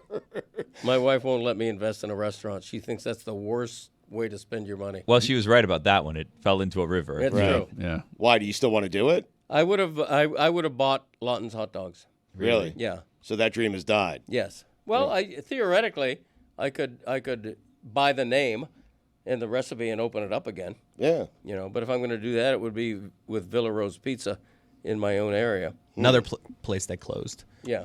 Yeah, but he because- wants to save it. Yeah, That's what wrong he's saying. management. Exactly right. Right, I yeah. feel like Greg might be the one to step in and save a restaurant, you know? I think so. Yeah. This is Yeah. just to kind of bring everything back. This is what Hank should be doing, not these cover bands for all the fame and glory. How about you go through and you save these classic restaurants that are closing down? I 'Cause think they have you're right, the wrong, Billy. the Yeah. wrong ownership group. I think, the guy in Billions, what he did was he saved his local pizza joint that was about to shut down. He gave them the necessary funds to stay open and continue to fund that restaurant. And Yes. so I'm coming around to what Billy is saying. I think Hank should not be doing Bruce Springsteen cover bands. He should be saving local businesses. Yeah. Yes. Yes. Yes. Yep. Mm-hmm. Including local bands, Well, right? Wait, what? Huh? Run that Pay one for by it. us? And we're back. Pay for a local band. Exactly that's right. just You having a tough time Thank making you. ends meet. Yeah, Greg's right. So you go and you save a classic restaurant, and then You you, don't- have I an see. open mic night, and you bring in the bands. They can perform there, and you're doing the Lord's work, really. You know what I mean? You go and you do your little Simpsons voices when people come in. You're running the counter. Hey, I want to buy a pizza from, I don't know, Mo or whatever. He's like, Right. "Rah, rah, rah, rah," whatever it is that Mo says. You know what I mean? You give him a slice of pizza. You save the establishment. Put on an apron. Toss some dough. Yeah. Make some pizza. Do the voices. Have some bands. Make some pizza. So you don't start your Toss own some band. dough. I think Billy's right. It is the Lord's work. You don't start your own band, you save bands. Life is worth living.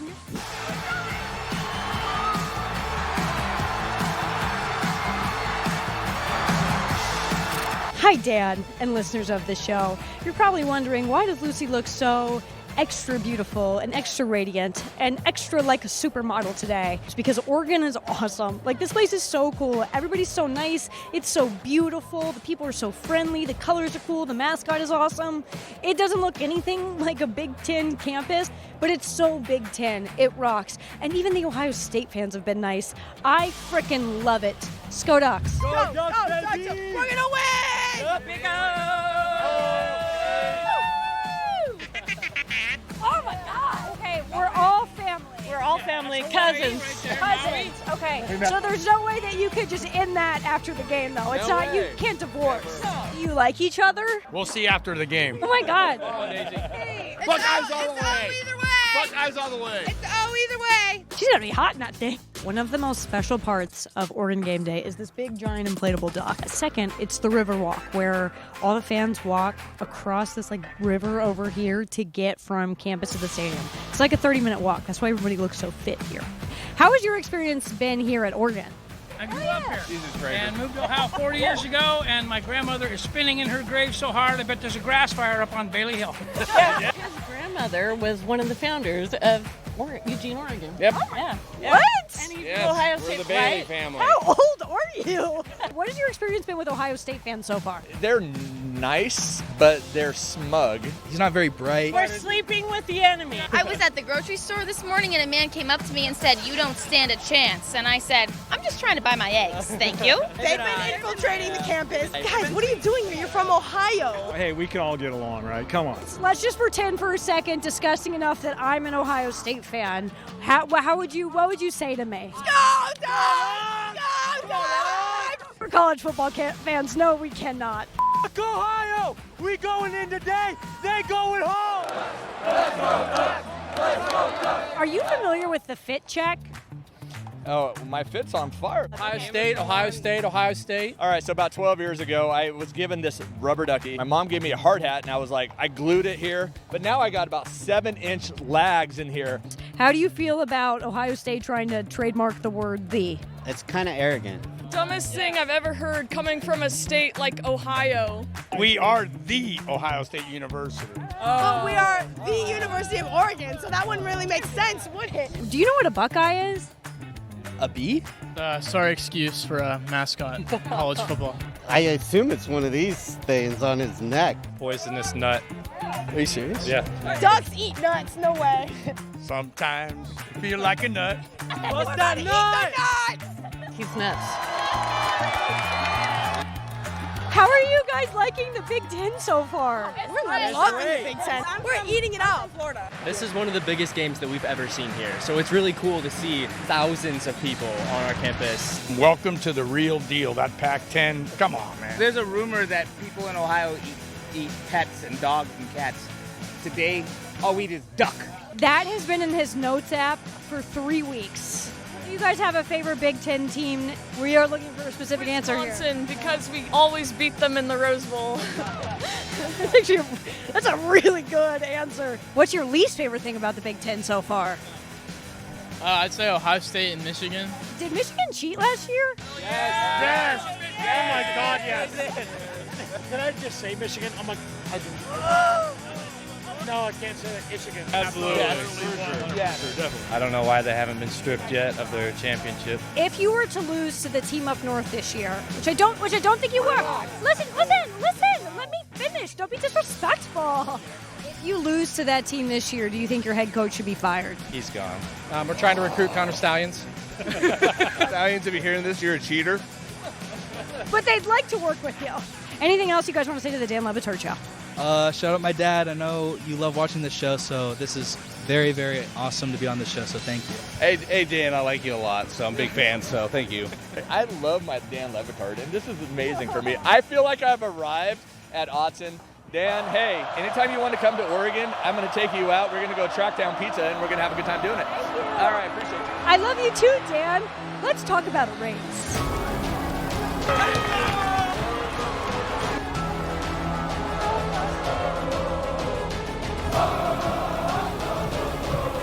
Dan, everybody, I have told you every day since I've worked there that college football is the best sport in the goddamn world.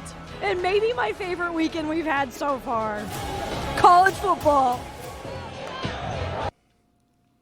This is dizzying, trying to get used to all the conference changes. I can't get used to Oregon being in the Big Ten. It's Oregon. Whatever. I can't get used to SMU being in the ACC. Right. Everything is turned upside down, but I will say this.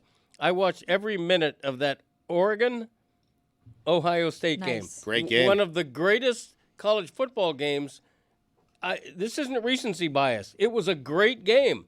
Weren't there like 8 lead changes? Yes. It was crazy. Mm-hmm. It even if you weren't a fan of college football, you're watching that going, oh my God, I can't not watch this. It was such a good game. I'm with you, Greg, but I was watching this while I was watching LSU, Ole Miss, and Tennessee, Florida, and Iowa State, West Virginia. That was my Saturday night quad box. They all ended up being really good games, and the two of those games went into overtime, Florida and Tennessee, and LSU, Ole Miss.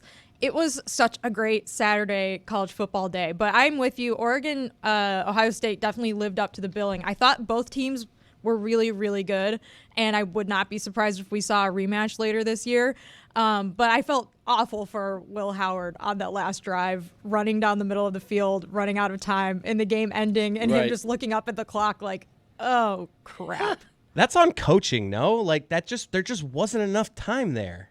Right. That didn't seem like that was. I didn't put that on Will Howard. Like, no, why? I don't think he should get crushed for it. It was just an awful, that's just an awful feeling, I think, if you're him. I think the OPI call is what totally killed them in that drive because they were so out of field goal range. There's no way they could have kicked it without him getting something a little bit closer, and then they just didn't have the time for it. And of course, there was the 12 men on the field penalty, which took some time off the clock too. So bad management. Lincoln Riley also, I think, should be getting hammered for his clock management today because the end of that Penn State USC game. Well, same with James Franklin, too. Okay, go. There's a timeout he didn't call, which would have given his team like 30-some-odd seconds to kick a field goal in regulation to win the game. I mean. And the flip side of that, Lincoln Riley gets like 2 plays off in like a minute and a half. Like, it was just crazy. And then he said after the game he didn't want to give them time to have another drive to win it in regulation. So it was just like a whole day of weird clock management. Now, I'm not accusing Lucy of this. I'm asking the question. I'm doing the Dan move. I'm not telling you how to think. I'm just asking you if you'd like to. Mm-hmm. Does she call every place her favorite? Or has she only done that a couple times? She's done it a handful of times. I think she's only not liked maybe like one place. Miami. Well, I was going to say, one college football place. But That she's was on a last 2-game winning streak now, right? Yeah, she is. Finally. She is, yeah. No. South Carolina lost last week. 2 out of 3? 2 out of 3, but 2 out of 3 ain't bad. So Good like correction. she was cursed for most of the season, and then Alabama won, but then they lost to Vanderbilt the next week. So I think that the curse still applies in that case. Ryan Day should be in trouble, right? He has the best winning percentage of all active college football coaches, and yet he's constantly on the hot seat. It can't be good for him when all you hear about his team, it's the best roster money can buy. That's just not a good, you got to win when you have that saying about your team. I think this season is still a little young. You can't be panicking after this game. It was a really good game. Both teams had chances to win it. If this had been like an Oregon blowout over Ohio State and Ohio State had some like glaring issues, then yeah, I think he looks like he's in trouble. But I don't know. They both have tough schedules going forward. Ohio State, he has to beat Michigan this year, right? Like, well, he has Michigan, Penn State before that. Yeah, at Penn State. Right. But like the thing that fans at Ohio State are the most, I think, upset about, one of the things is his record against Michigan has been so bad. But this year, Michigan has no quarterback, essentially. They've already lost a couple games in the Big Ten. Like, you have to beat them this year. By the way, why do you make fun of me when I say Oregon? I used to say Oregon as well. Yeah, what's wrong with that? Because it's not really how people say it. Who? Are you sure? Oregon. I think it's a tomato situation. Is it? I think it's like an Oregonian thing. They get mad when you One say just Oregon. when you say it that way, it makes me make a face. Like every time you say it, I go, ooh. So I got to say Oregon. That's correct, yes. With a heavy emphasis on the OR. Mm-hmm. Oregon. No, it's the good. Oregon. Oregon. Seriously. That's the way we grew up saying it. Oregon. That's the way I grew up saying it. I'm not saying you're wrong. I'm saying that every time I used to say Oregon, Dan would make the same face that Christopher made when you said Oregon. It's so weird. How many times are you going to call me Christopher today? I don't know. Yeah. I don't know why I'm calling you Christopher either. Your dad does it. I like it. I think. Right. What's wrong with it? You don't like it? It's one of those things that only my parents call me Christopher. I feel like a parent, though. And it's funny because when I first was with this show on air, Dan called me Christopher. Right. Yeah, and I think I had to, like, a month in, just be like, yeah, Chris. Right. I prefer Chris, yeah. So you're doing it on air rather than pulling me aside and saying, hey, stop calling me Christopher. It's just, you've never done weird. it before. It's weird, You did yes. it a couple times today, and I'm I just, it's just funny. Yeah. How about if I call you Chris? Weird, right? Yeah, weird. Yeah. That's not. I could safely say for the second consecutive week that Caleb Williams is playing better than Jaden Daniels. Couldn't say it the first few weeks. You could say it now. The Bears have a quarterback. They have wide receivers. They have a good team. I predicted them to go to the Super Bowl. But Caleb Williams appears to be better than Jaden Daniels. Well, he does. Well, did you think Jaden Daniels had a bad game yesterday? No, I thought Jaden Daniels had a good game yesterday. He was fine. Is it possible they're both just very good? Why do we have to put them against each other? They're both. Because we're going to put them against each other for the remainder of time. I mean, that's. But they're both good. Is it like we did with Tua and Herbert? Maybe they just both aren't good, and these two both are good. No, I'm just saying with Caleb Williams, for the first 3 weeks, if you're a Bears fan, you were thinking to yourself, oh, we took the wrong guy. And I'm not certain Bears fans are saying that anymore because the last 2 weeks he's been really, really good. That's all. Oh, don't people you got to have a little more patience? No, were Bears fans really doing that after 4 games? I feel like. I mean, I don't slow down. I don't think so, Chris. Let's slow down. And yeah, I feel like there was a lot of same old Bears, but I don't think they were ready to close the book on Caleb Williams. No, I think you guys are wrong. I think when a quarterback goes number 2 and that guy comes out of the gates and he's as good as Jaden Daniels has been. You're a Bears fan. You might think to yourself, hey, Caleb's still going to be good, but we didn't take the guy, guy. We had a chance to take him, and we took the wrong guy. I hear you, but my entire family in Chicago are Bears fans, and I watched the whole Bears-Rams game with them, and they were as hard on the Bears as anyone, and I wasn't, not the whole – people weren't blaming Caleb Williams for that. They were like, man, the Bears organization stinks. And we hate our owners. They were saying the reason Caleb was bad was because of the organization. No, they were just he's young and he'll get better. They weren't freaking out about Caleb Williams. That's all I'm trying to say. They were not freaking out about Caleb Williams, and I think that the next 3 games, the Bears play the Commanders, the Cardinals, and the Patriots. He'll probably continue to look good, and then their schedule gets tough again, and he might struggle again. But this is the ups and downs of a rookie quarterback. I just put this all through the Tua prism, and I see 2 quarterbacks that can just do it all. You need a quarterback. Caleb Williams was great with his legs yesterday at times. I know he had 4 passing touchdowns, yes, but he still made plays with his legs. I think he's the first guy in London to have 50-plus rushing yards and 4 touchdowns in a game. And it's just, as a quarterback. And it's just...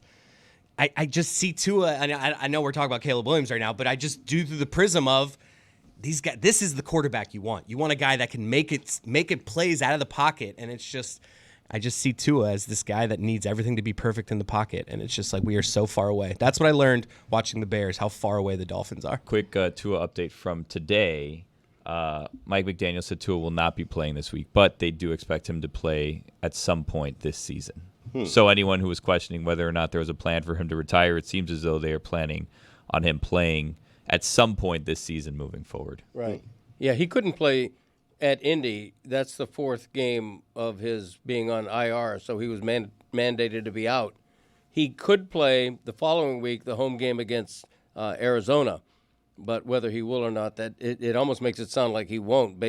It's pretty depressing to hear McDaniel at this point in the season go, he'll be back at some point this season. It makes you think he might be out a few more weeks. But to Christopher's point, if you have a young quarterback, it's so much better if he's a dual threat. And Brock Purdy, by the way, who you don't think of as a running quarterback, Brock Purdy has made a lot of nice first down runs. He can move enough. Season. Yeah, he can move enough. And it's kind of like Duncan Robinson. Whenever he makes a play at the basket, you're always surprised. You're like, Brock Purdy can get out of the pocket. He can scoot. He can actually move. Yeah, but it really, you watch that and you go, wow, that's what we're missing from Tua. He's a young quarterback. He just doesn't do that. He doesn't give your offense that extra element. But he showed signs when he was playing. He showed the ability to kind of move around and create more time for himself. Meh. He did, Chris. Some of that. Better than he was in the past. No, not for me. Really? For me, Tua, he's so inaccurate out of the pocket. It's just, I'm down on Tua right now. People are going to start judging whether or not he should come back or not. Oh, he'll come back. I worry though that the next concussion ends his career. That's what I worry about with him. He'll come back and he'll be fine. The 5th one not, but the 6th one you're like, that's the line. Look, there's a line in everything, right? There's a line you don't cross in everything. Mm-hmm. And with Tua, I feel like it's the next concussion ends his career. Didn't I you hope I'm just wrong. write a column about ripping people for making him retire for the last Yes, one? But right. the next one, he should retire. That's the No, line. He he's found the saying line. he's just worried What? about the next one. We Right. should all be worried about You wrote the next the one. column of let him make the decision. Yes. Everyone stop making him retire. No. And you just said, but the next one, he should retire. Like, you're No, talking I out of didn't both say sides of your that. mouth. I did not say the next one he should retire. I'm worried that the next concussion will lead to his retiring against his will. The NFL has a That's protocol an odd here. distinction you're making. No, it isn't. I'm not saying after the next concussion he needs to retire. If you open your ears and listen, what I'm saying is I fear that the next concussion will lead to the end of his career. I hope I'm wrong. I hope it isn't so. But people are saying that about this concussion. Okay. And you're saying that. And you're that's- saying, hey, you stop people. Don't be talking about a man's career. Well, the last thing I don't want is the Las Vegas Raiders coach, a sitting coach of another team, meddling in another team's affairs. Yeah. Okay. What, Greg? I don't want Mike McDaniel saying, "Oh, they should start Aiden over Minshew." That's not another team's business. Mind your own business, Vegas. You know, how about win a game instead of worrying about what another team's doing with their quarterback? Mm-hmm. What Greg is saying, so people are saying Tua should decide to retire, Tua should retire. I think Greg's point is after the next one, he doesn't think that decision is going to be up to Tua. It's going to be made for him, and he doesn't think that I that's think right. my dad's pivoting because I called him out, and he found a way to make it make Open your more ears. sense. I don't think you're being I think nice to when your he- dad. You're not I opening think your ears. when he originally Classic said Ladakh it, behavior. he said, "I think he should retire after his next concussion." Okay, and then roll when I the called tape. you out on your Roll the article, tape. you're like, "No, I'm saying that the league will make Okay, him retire." roll the tape on what I originally said. Cut that up for me, guys. I dare you. Wow, you've I been dare you. dared. Oh, wow. Don't double dare because then he's got to do it. Right. Triple dog dare. If you He's double got to dare him, double he dare. has to do it, He just has so to. you know. I right. triple dare. Well, hold him. on. Whoa, Wow. Summers a over triple here. dare. What does that mean? triple dare. Oh, Guys, wow. it's a Monday. Stugotz has called this one of the greatest days of his life, potentially. Yes. Roy is excited because we're honoring the legacy of Christopher Columbus by playing hockey at 1 o'clock. I am not. Let's all just reel it in a little bit. We're getting a little crazy here. Just jump into the triple dares, okay? Like, just Right. let's all. Everyone calm Same down. team, exactly Yes. right. Let's He all ignored just my come on. double dare. So Right. Yeah. Well, you went straight to triple. had to raise the stakes. Got it. Yeah. Okay. I got a winning hand. I raised the stakes. What am I going to do? I'm going to go to weekend observations. Ooh. It is time for Stugotz to share his game notes. No one in the media will tell you what happened better than my boy Stu. Weekend observations brought to you by Miller Lite. Great taste, just 96 calories, available for delivery. Dan, Where? I'm here. Where are you? Vacationing in Los Angeles, the city of angels, Tinseltown. I won't mention how you vacation shame me. I'm a bigger person than that. And I most certainly won't say how if you were an animal, you'd be a hypocrite. Oh. Never even crossed my mind. But fear not, listeners. Don't worry. I'm here for you. Greg is here for you. Roy is here for you. Hi. Chris is here for you. Jess is here for you. Billy is here for you. And just like that, make no mistake about it, the lazy river is back. Texas, Oklahoma. Don't throw out the record books. Throw out Oklahoma's offense. Nick Sirianni getting into it with fans after beating the 1-5 Browns. Somehow a coach and a city have never deserved each other more. That's a match made in heaven, is it not? It is. Sirianni in Yeah, Philadelphia. love it. He should bark back at the fans. Who cares? Yep. The fans are proud of it, no? When you pepper Sirianni in Philadelphia, what you want is reaction from Sirianni. Yes. And they got their reaction. Yeah, they love him more because of it. Yep. I love it when they call a quarterback run a scamper. Kind of makes me hungry. Oh, I love a scamper. Shrimp scampi. Shrimp scamper. Jewish BYU quarterback, Jake Retzlaff. I'm not sure you should have played, but I'm sure glad you did. Had the Cougars -5. Shalom. BYU. More like BYJew. They should have played BYU's game at sundown. That reminds me to my friends Tariq Cohen and Juju Smith-Schuster. Hope you had an easy fast. Mike McCarthy, dead man walking. By the time I read this tomorrow, Mike McCarthy should be fired. Stash this away in the Something to Ponder file. How sad the drive home must be for anybody who loses, who dresses up in a costume to a game. No need to discuss now. Just stash it away for a rainy day. That has to be a tough drive. Oh, man. You're in costume, you're all fired up, and you lose. Yep. By the time I read this tomorrow, Bill Belichick should be hired. Ryan Day is 1-7 against top 5 teams at Ohio State. Nobody does less with more. Mike Vrabel, Ohio State, collision course. Oregon's true test as a Big Ten team is next week on the road at Purdue. Purdue's tough. They were bad a week ago. That was a close game against really Illinois. Good. Right. It was really good. But welcome to Big Ten football. Purdue, Illinois is always weird. But Oregon's not going to know what to do. Purdue, they're giant killers. They are. Maybe not this year, though. I know. Telling you why that game was close? Because I had Illinois minus 23. So did I. I think the world did. You're on fire, buddy. Chris Cody is on a heater right now. In the NFL. Oh, my God. College football coaches, bad clock management, a tale as old as time. Literally. Is it? Have we considered this? Maybe Vanderbilt is just good. Vandy. Just good. When the Cardinals aren't playing well, Kyler Murray looks shorter. Laughing at my own jokes. You ain't wrong. He does, right? Yeah. Also enough. Tired of waiting for that guy to be good. Jim Harbaugh changing his pants mid-game. The Paul Pierce is strong in you. Why are we showing commercials for what game Tom Brady will be broadcasting? He's a bust. Who cares? Do you not hear the update on Harbaugh? What happened? Why he missed the part of the game? No.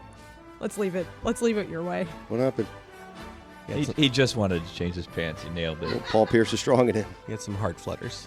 Yeah. Oh, he did? Arrhythmia. His heart, is he okay? That was the most shocking thing about all that he would leave the field if his heart fluttered. I pictured of all the coaches, like, I'm staying. Yeah. I'll go out My heart's right fine. here. He had a procedure on it a few years ago. He's a history, yeah. Really? But still. Should I take that back? It seemed like of all if you said to me, name a coach that will just play through a heart flutter. Yeah. I'd Tough say it it's out. Jim Harbaugh. Tomlin. Yeah. Right. Got to tough Tomlin. that out. But he changed his pants. I mean, Why? when your heart flutters, do you change your pants? Where What did happens? the pants thing come from? What am I missing here? Where's his heart located? Shouldn't be laughing. Paul Pierce had a heart flutter, too. The truth. Total lie. Back to Brady. Why? He's not good. He's getting better. Yeah. Sorry, Jim. You know what the T in Detroit Tigers stands for? Not Team of Destiny. LSU. The rare game where you don't lead for a second and still somehow win the game. Death Valley at night. Goosebumps. Lane Kiffin. If you thought you were waltzing into Death Valley on a Saturday night and walking out alive, you thought wrong. Alabama fans saying it's embarrassing that LSU fans rush the field. Alabama fans, you know what's embarrassing? Losing to Vanderbilt's. Jason Taylor's son is LSU's star tight end. Holy shit, we're old, Greg. Wow.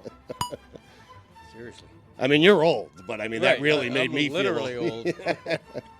Dylan Gabriel really seems to have really figured it out in his 7th season of college football.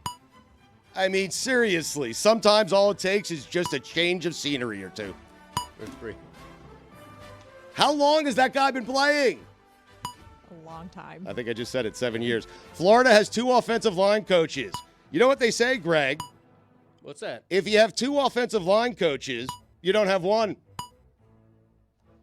You got that right. Thank you. James Franklin on a big stage. Lincoln Riley against a top 5 team. Unstoppable force. Meet immovable object. Death, taxes, and Penn State having a good tight end. James Franklin did everything he could to lose that game. Lincoln Riley just wanted to lose it more. Penn State's tight end taking snaps at quarterback is so Penn State. Nobody, and I mean nobody, establishes the run like Army, except maybe Navy. This is our year, man. Billy and I have been talking about Army Navy for 5 years. They're undefeated. Playoff teams. Jim Harbaugh was wearing the same pants when he left and came back. Oh, really? Yeah, gray. Really? Is that what you've been doing over there? I've been. I couldn't. He had the same pants on? Did he change pants, though? Like, What? did he change from his gray pants? Did he have a To backup his gray other gray pants? Right, yeah. yes. You don't know that for sure. You don't That's know. true. I think Right. people saw him come back in gray and thought he must have started in khaki, so that he must have changed his pants. It is odd to see him not in khaki pants. I will give you that. Thank you. You just assume he's always in khakis. Correct. I mean, I'll look into this. More? Yeah. Okay. Just so we're clear, Mike Ryan said that every team that Miami has beat would be ranked if they had won. That's the information you were looking for before. Did he say that? Where did he say that? He said it on our show. Oh, boy. Oh, wow. The Raiders have played the exact same game for 100 weeks in a row. Rutgers has the same season every season. Every time Caleb Williams takes the field, a Bears fan should thank a Panthers fan. The 4 best teams in the NFC are in the NFC North gauntlet. So good. AFC South, more like the Wild West. When you see somebody punch out a football, you have to scream ball. Like in your living room. You do. Ball! Jacksonville should leave Doug Peterson and Trevor Lawrence in London. They play again there next week, but the rare coach and quarterback that get left in London while the team is still playing in London. Just leave them there. Seriously. How about Peterson saying there's a culture problem? It starts with who? Him? Yeah. You're in charge of that? Unbelievable. Dan Quinn must feel like he hit the lottery watching Jaden Daniels play quarterback. Derrick Henry, MVP, collision course. Rick Pitino speaking with Kentucky's team after practice while still actively the head coach at St. John's feels premature. Rick Pitino said of his return to Rupp Arena, "It was one of the best nights of my life. Nights are the only thing Pitino knows." Drake May, hope. The M in May stands for maybe. It also stands for maybe not. The D in Drake stands for don't know. Top 5 people in sports that connote a month on the calendar. Number 5, June Jones. Number 4, legendary golfer, Don January. Nice. He's not a legend. Number 3, Bobby April. Number 2, Drake May. Number 1, Reggie Jackson. Mr. October. April Ross, Oh, beach volleyball player. also Taylor. Here comes the hockey club. Just for you, Roy. Thank you. Thank you. It's weird to have a team in Utah. Yes. Weirder, they're called the hockey club. I know, it's so weird. Kalen DeBoer, you never want to be the guy that replaces the guy. Alabama, the rare win that felt like a loss. Death, taxes, and Will Levis throwing an interception that just rips your heart out. The Sixers said they are going to hold out Joel Embiid for the preseason. They should hold him out for the regular season as well. The Lions beat the holy hell out of the Cowboys. Speaking of hell, or Bryles. Dan, wherever you are, those are the weekend observations. Do you guys ever just hear something in a broadcast and you're like, wow, that was sad? It was last night for me watching Sunday Night Football, Mike Tirico, Bengals, Giants. And the Giants, I guess, have been having issues with their special teams units. They have had to bring in a new kicker, Greg Joseph, had to bring in a new punter, which means that's a new holder. Right. And so as they're just, describing this new unit, he's just like, oh, this new punter and this new holder. Yeah, I hear around punting circles that he's a good holder. And I was just like, wow, punting circles talking about holders. I like that. Are they like That's around good intel. Are they around a water cooler? Like, where is it a group text with all the punters? Like, right. I feel like that's one of those things you just say, right? Like, so like down here locally, we have a reporter named Andy Slater who has his famous Slater scoops, and he really is like on top of almost everything, right? But like sometimes he will tweet things out, like bits of information. And, like, if it's, like, a uniform thing, he's like, I talked to my sources within the seamstress industry. And it's like, wait, what are we talking about now? Like, what is this? And it's one of those things that you throw in there to, like, I have sources everywhere that, like, I don't know that you necessarily have seamstress sources, you know? But it's someone. But, someone is giving you the it information. It validates the story a little bit, right? Yeah, like, Tarico's talking to people in punting circles. Like, I'm not so certain about this. I'm going to start doing that. I had a friend growing up who was like a FBS long snapper. And like there are long snapper circles. Like it's a very elite group of D1 long snappers. And they all know each other. They go to camps together. Sure. Yeah. What punters are it? Like, I'm just like, let's like just imagine. Who's in the punter circle? Yeah, group chat. Is it like, is Matt Turk still in it? Like, I know that's like back. McAfee. Is this like your quarterback, starting quarterback group chat? Yes. But with punters Right. now? Yes. McAfee is a good one. I think Ray Guy still with us? No. He should be. He's not? Yeah. He's the classic punter of all should be time. He doesn't have a choice, but yes, he should be. He should be. Ray Guy should be the leader of that circle, whatever that circle is. Wow, Ray Dye passed away recently, in 2022. Wow. Oh, my God. Shane Leckler's in there. Rest in power. Shane Leckler is definitely in there. You're talking some of the are we talking greatest punters of all time? Sean Landetta should be in there. Reggie Roby. Oh, Reggie Roby. No longer with us. R.I.P.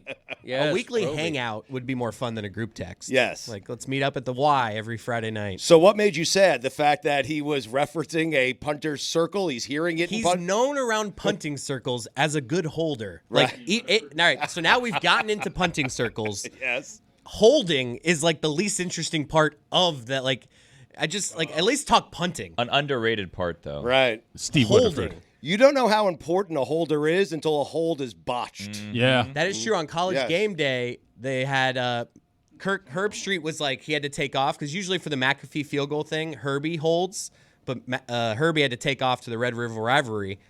Rivalry. It's a tough one, yeah. They were broadcasting. They documented everything, yeah. Yeah, from the convertible Mercedes. Right. Yeah. And the private jet. It was a hack they took. Right, yeah. Jonathan Wiley shout out, by the way. Yeah. I heard the Wiley shout out, yes. But a little annoyed with Herb Street, I got to be honest. Nick Saban had to step in and hold for Herbie, and Nick got a little scared on the first one, pulled the finger away. Oh, no, he did a Charlie Brown? And He pulled his finger? And the kid who's kicking, literally, you blame Nick. He's like, it was Nick Saban's fault. He's just Right. like flat out Nick Saban's fault, and Nick Saban did a better job the second time, and he made the field goal the second one. Huh. Roy, you blurted out in my ear Tony Romo when we were talking about holders. Yep. Because I think that's the thing you remember about Tony Romo. Yeah, exactly. The botched hold. I mean, it used to be backup quarterbacks that used to hold, right? Yeah, it used to be, now that you mention Jess, are you doubting whether or not that's the thing you think of when you think It's not the one thing. I think Cowboys quarterback, and then I think of the hold. I think if you ask a football fan, what is your memory of Tony Romo as a football player, they would tell you the botched Do hold. I not count as a football fan? I think of him. I meant, like 100 football fans. I feel like 95 would say the botched hold. Really? Jess kind of was. We were talking about this off air, but while we were on air. No, it's on. Why are we talking about holding when it comes to punting? Because the one kicking the ball is the actual holder, right? Yeah. Yeah, I'm Yes. confused about. Huh. Sure. Okay. Peter Rosenberg, he's going to join us right now. He is a host for ESPN Radio in New York, The Michael Kay Show, weekdays from 3 till 7. Peter, when you think of Tony Romo's playing career, do you think of the botched hold first? That's a different question, Stugotz. It's not. You think Tony Romo. What do you think of first? You think of Dallas Cowboys quarterback. Okay. And then you think of Tony Romo plays, and then you think of the hold. All right, I'll ask him again if his microphone is working. Hello. Okay. Yeah. You think Tony Romo, what's the first thing that comes to mind? It's Cabo, then the hold. Cabo. You got to go Cabo first.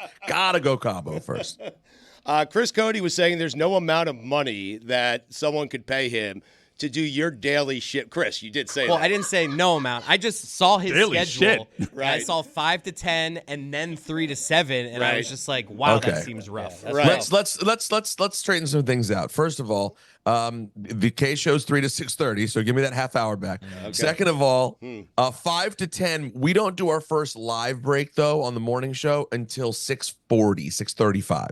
So, and our last live break should be added is 9 o'clock. So it's a little better than you just described. But I got to tell you, as a guy who's done mornings, the difference between starting a show at 5 a.m. or 6:30, it's an entire lifetime. Like those people who wake up at 4 a.m., like my friend Michelle Smallman, who does like the national ESPN show, those cats are getting up at the 3:40 in the morning. That is not my life, just so you know. I admire them, but I don't do that. I think the important thing is, Peter, how much do you get paid, and then Chris can actually decide whether or not it's worth it. Yeah, because Well, I think Peter, I think there are exact amounts of money I could pay Chris to do it starting tomorrow. Actually, yes.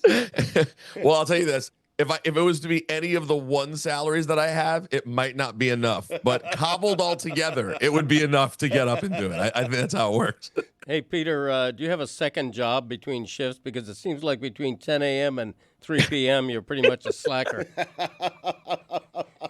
Yeah, well, I have therapy. What's going to keep this crazed Jewish mind in order unless I pay an Upper West Side therapist in there? So I got that and taking care of a couple of dogs and the wife. But yeah, no, you're right. I got to work on that. I do have podcasts a couple of days a week too, so I try not to slack off. Happy New Year, by the way.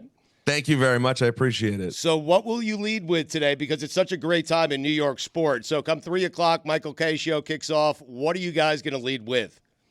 Well, you're used to are going to love this more than anyone. The current fight that we cannot escape on our radio show, no matter what I say, no matter how much me and my producer who's in my ear are going, oh my God, let's move on from this. The current subject that Michael and Don are obsessed with is that it's insane for a fan of either the Mets or the Yankees to like lightly pull for the other team. That makes you a fraud. That makes you a horrible fan. You cannot. It takes over every show right now.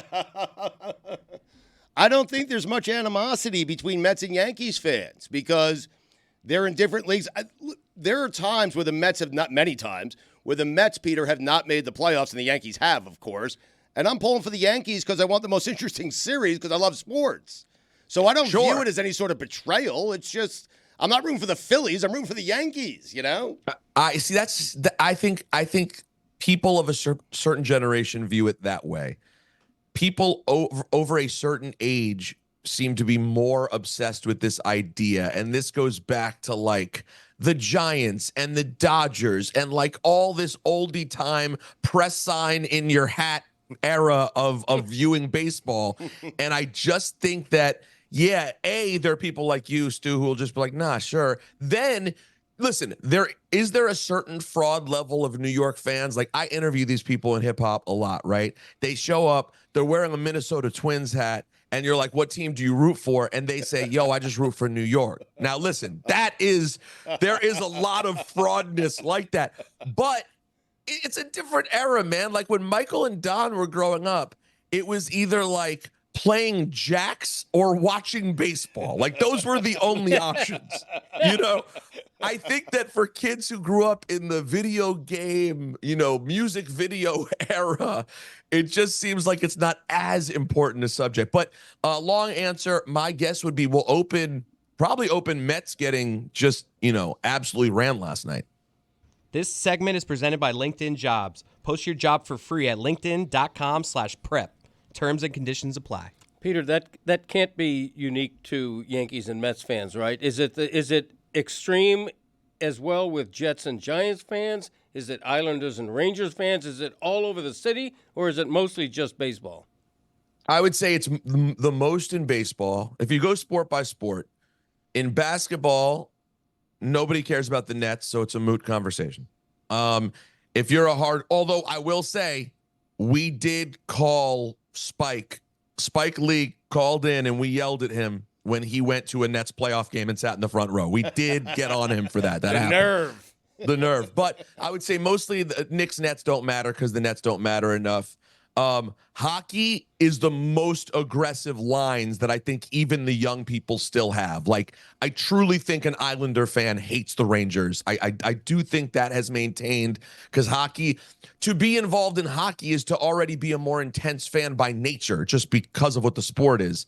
In football, Jets and Giants, I'd say similar to baseball, but not the exact same. And there is a little bit more, that feels a little more recent too, because the Giants have those championships.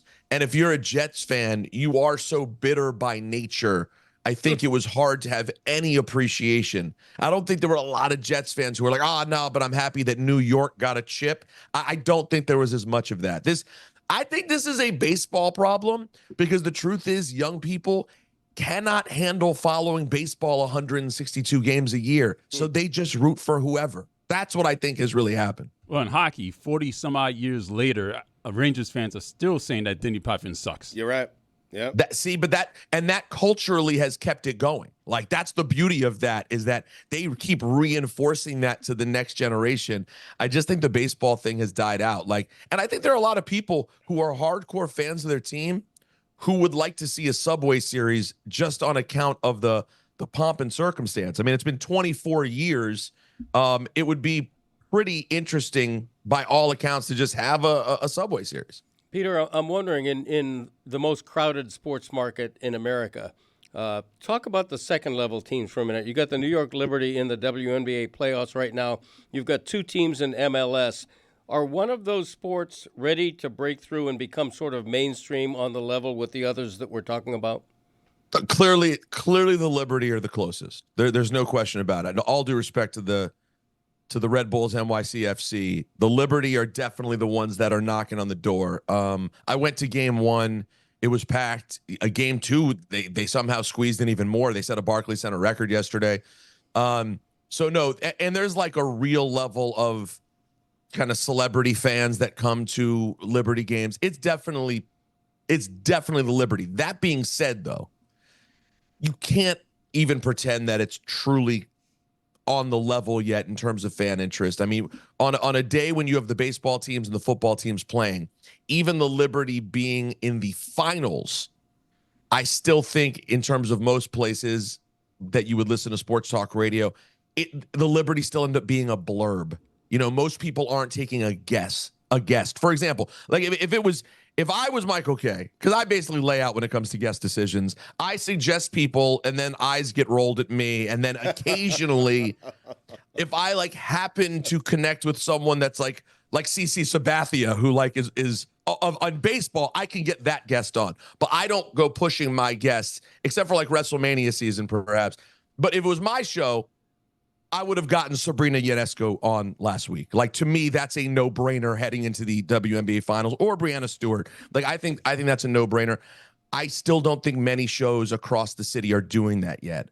So it's close, but I still think we're not quite there. What is Michael Kay's take to open the show today? What is Don's take to open the show today? There are days I walk in here and I know Dan and I know how he's going to open the show. You know how you guys are opening the show today. What's it going to be? Spoiler alert. Well, it's going to be Don's going to be ticked off about the Mets game one. What exactly I don't think he's going to be over. I don't think he'll be over ticked, though, because this team has shown you over and over again that they can bounce back. So I think it's not. If you had asked me last year, Stu, and this had somehow happened, but they had gotten to this far in the playoffs in a different manner, I think that today's open would be, you know what? No matter how far they go, it's same old Mets. But I don't think anyone feels same old Mets energy. So I don't think that's what we get today. And Michael will begrudgingly talk through the Mets stuff, even though your brain can see him just baseball horny for game 1 of the Yankees series, but he'll fight through it to talk about the Mets. I mean, game 2 is going to be going on during your show. I know. Yes, exactly. Knocking us to a different signal. No, but days like that can be really fun. I'm not going to lie to you. Some of my favorite days. Yes. A couple of weeks ago during the doubleheader where the Mets had to get a win to get into the playoffs, we were on the air. It is awesome when you are doing a live sports talk show in a big city and one of the teams is playing. That is actually one of the real kind of treats, I think, of doing the job. Has Francisco Lindor become the most popular athlete in New York? He's got to be up there, right? So no, he's not because Jalen Brunson. All right. But he is getting up there, man. I Lindor, it's going to be tough for him to ever get the one spot on account of the Mets not being the Yankees. And so their popularity being just beneath what the Yankees are. And then there's not one team in this city that has the shared love of the 5 boroughs like the Knicks do. I mean, the Knicks are the most universally loved team across this city. So I think it's Jalen Brunson right now. I think Brunson goes into this season with like a level of expectation and excitement for this Knicks team that we haven't seen since a Ewing year at some point. That's he is the guy. But Lindor has squeezed himself, I'd say, into 3. I think Brunson, Judge, Lindor. I think that's fair to say. We'll get to what happened with Brunson's dad and Dante DiVincenzo in a second. What'd you make of the trade for Karl Anthony Towns, though? You had to be like, I was super positive about it because, and I was a little taken back by Knicks fans being so upset that they're losing guys, Dante DiVincenzo and some others, that granted had a great run last year, but that's as far as those guys are taking that team. Yeah, I'm with you 100%. And it was when I realized that I'm a fraud, and I'm a Celtics fan who will pull for the Knicks if they're not playing the Celtics.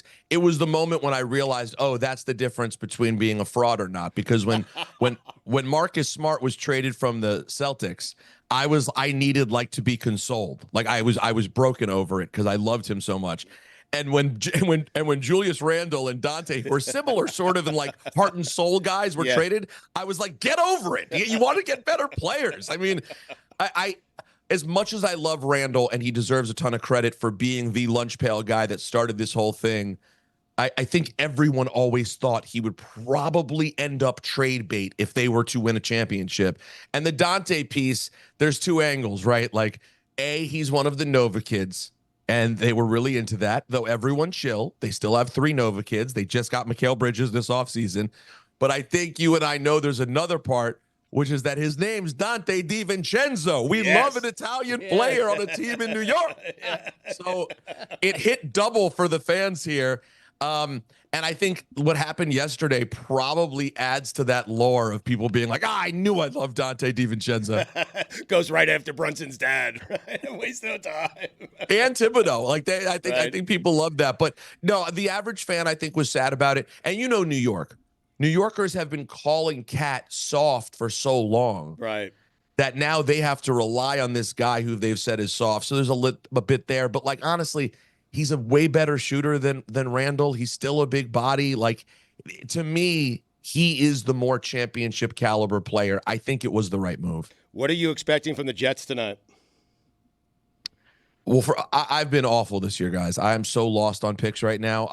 I won our contest that we do the last 2 years, and I'm so distantly in last place this year. So I'm probably not the one to ask, but in a lot of sports, you think you get a bounce back game, like there's new coach. Football doesn't always move that way because there's a lot to deal with when you have a new coach and a new play caller. But I tend to think that they'll be competitive. Number one, because they've been competitive against Buffalo recently for whatever weird reason. And I just have to think there's maybe this is me believing in the Rodgers of yesteryear. But I have to think there's going to be a pride factor for Rodgers that with this much attention on them, dude, if they lay an egg in this spot, let's just all be real. The wheels are coming off. Right. Like, I mean, the New York Post, if it weren't for election season, it would be the front page. It would dominate the headlines every single day. If they get blown out on TV tonight and look like a total joke against Buffalo after letting go of the coach unceremoniously, and God forbid Rodgers is bad or gets dinged up, they are so beyond finished. And if they're finished, it means the Rodgers experiment is ostensibly finished. It means that you're restarting this entire thing again. So, like, to me, tonight has such an immense amount of pressure. I don't know if they win. I will be surprised if they don't compete well tonight. Peter, on the way out here, if I were to ask you, what do New York sports fans want the most? Is it a Super Bowl? Is it a World Series? Is it a Stanley Cup? I'm trying to rank the importance of those sports because I was telling my wife last night they want World Series over Super Bowls in New York, both fan bases. Yeah, I think that's true. Although I will say, because of the 50 some odd year drought, I think, or the 50 year, yeah, whatever it is, 51, that Jets Super Bowl to me could really potentially be the biggest thing. I would say that 1 and 1A, depending how you look at it, is a Jets Super Bowl and a Knicks NBA championship. Right. I really think, because the Yankees, as big a deal as it will be, obviously, you know, they've already got 28 of them, right? Like, 28.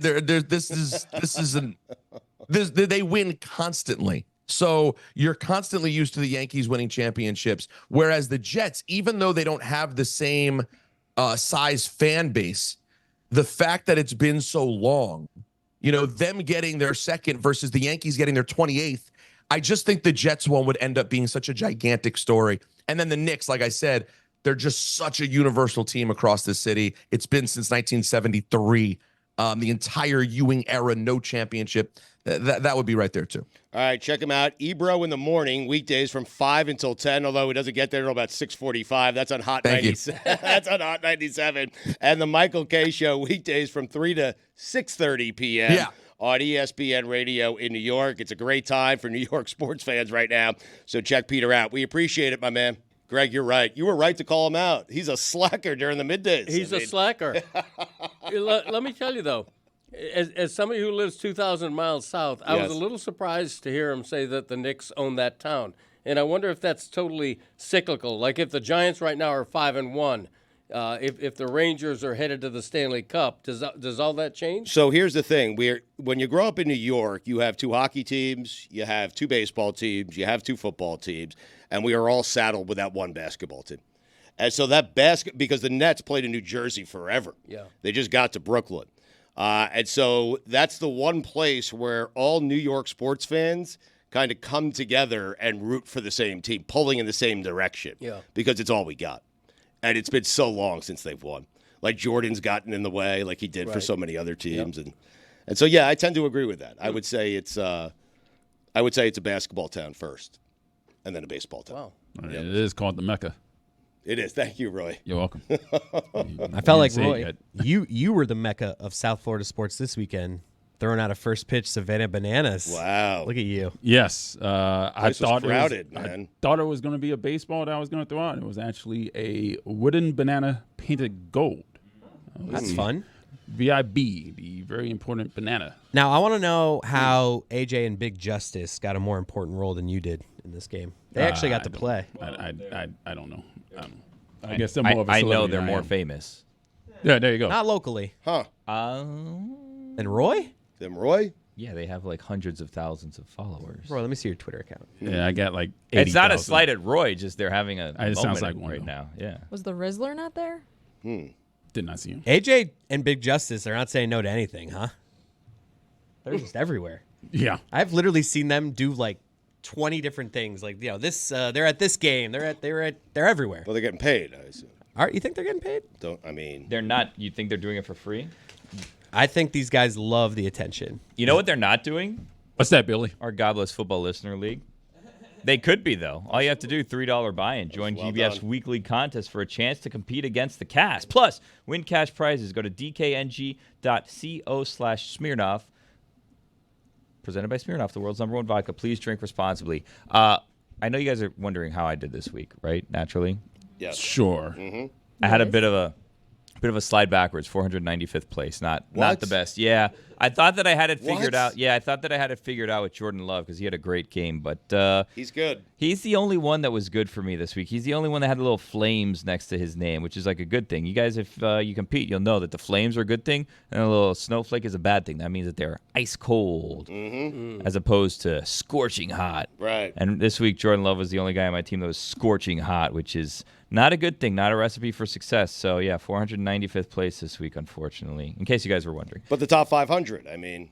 Yeah, top 500. Nice. But it didn't, it didn't place, yeah. AJ and Big Justice have 2 million followers. Do they really? Go ahead, Stugotz. I was going to ask, what is the attraction? And I apologize for not knowing this, but that was an enormous crowd for the Savannah Bananas. Like, can someone explain it to me? They're making baseball fun again, the Stugotz. Are they? Yes, they are. There are a lot of kids in the stands in this game. So they're getting the new generation of baseball fans this way. Well, they're confusing them, right? Like, Also, little kids are exposed to baseball and they think this is what's going on. They're going to be super duper confused. I spoke to someone that was there. Within my banana circles, I have information on what went on there. Banana sources? Yeah. So I saw the score that was put out was 3-2. The Savannah Bananas lost, which is akin to the Harlem Globetrotters losing, I thought. But then I found out in my banana circles, it was actually much worse than that because they, I guess, just assign winners per inning. So I guess they lost. You guys could explain to me. I don't know if you guys are in the banana circles. So they lost, I guess, 3 innings to 2, which 5 innings is not even an official game. But that's not a story for today. That's for another conversation. But I heard that the 3-2 was not even close to the score, that they just were destroyed by, I assume, the party animals, like 18-3 or something. Just so happened to win 2 of those innings. Yeah, that's exactly right. They scored like 8-9 runs in that game, the party animals did. That's how they keep it close and competitive, whereas it doesn't matter They're how trying much, to keep it close. It doesn't matter how much you dominate an inning, you can only win that inning. So Also, there's a running clock, 2 hours. Yep. I also heard that the best hit was by D. Strange Gordon, which is not ideal, is that you have a retired player come out and they are the best player that day. And his best hit, I believe, unless I'm incorrect, was a triple in which he tripped on his way to third base, got up, and still made it safely to third. That is correct. Billy, you were invited, weren't you? I think we were all invited. I said I couldn't go because I wanted to watch college football, but Right, I think we... It's a soft invite, yeah. Okay. Well, what do you mean a soft Mine invite? was hard. Was yours soft? Huh. Yeah, well, Oh. you know. My favorite part was watching Mike Fuentes take part in the, I think it was Dad Bod dance-off. Yeah, he was great.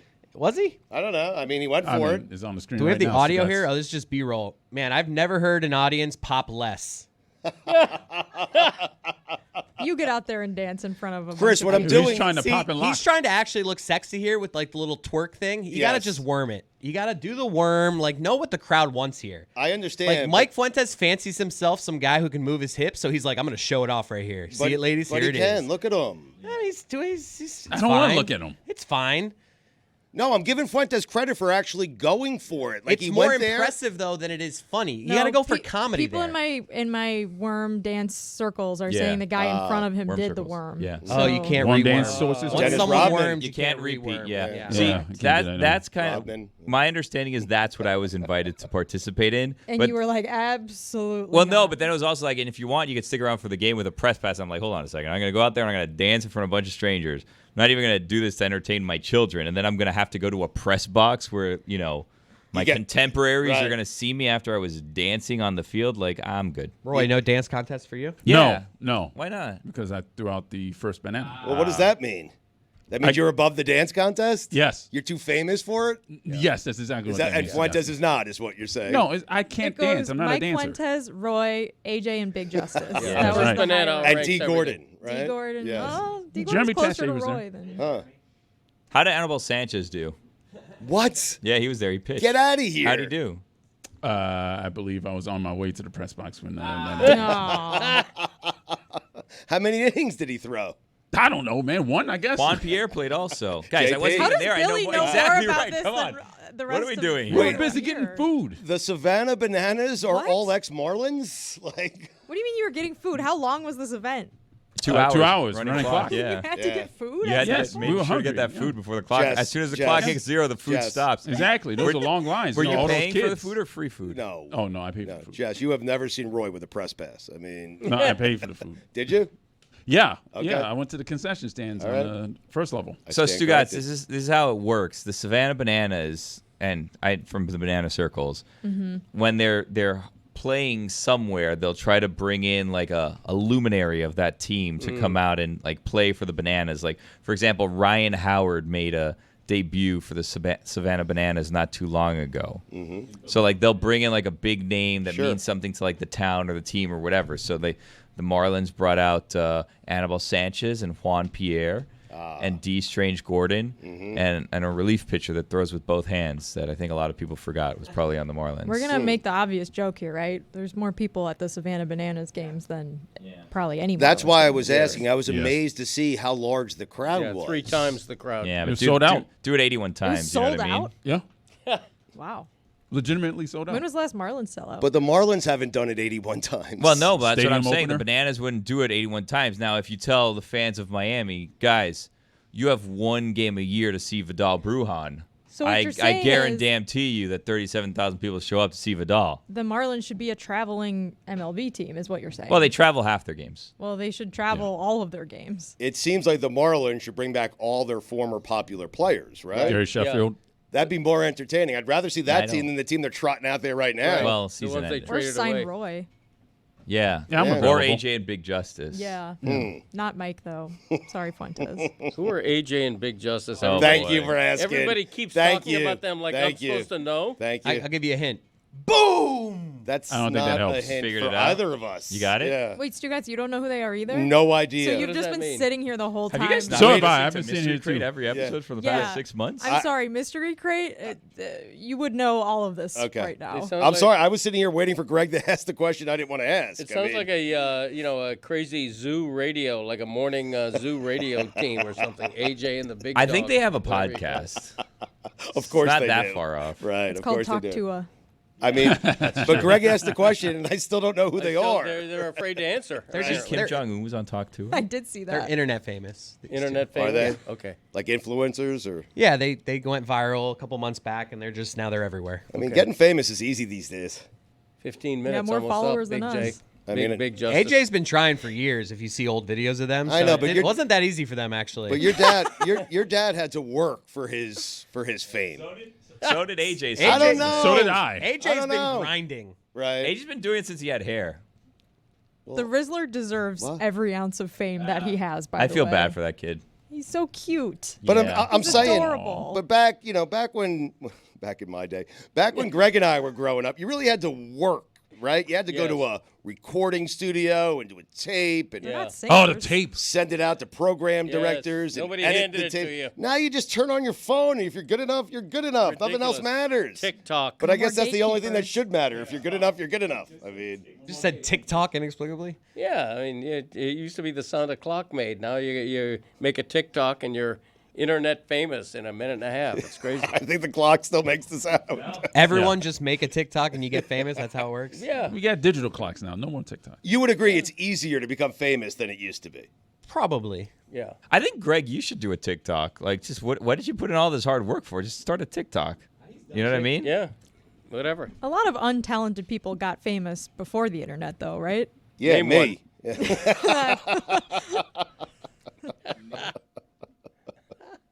Name some more. My dad's actually done a TikTok. Like I'm gonna send it to the video. Have team. you? What was it? I don't remember. Let's not. It was a unearth dance that. one, right? Yeah, I remember this TikTok. It was great. God. Greg's yearning for an easier time, not more devices, Yeah. more apps. I want to work less. I not mean, the harder. guy started the show by saying he wants the ESPN app to be a station.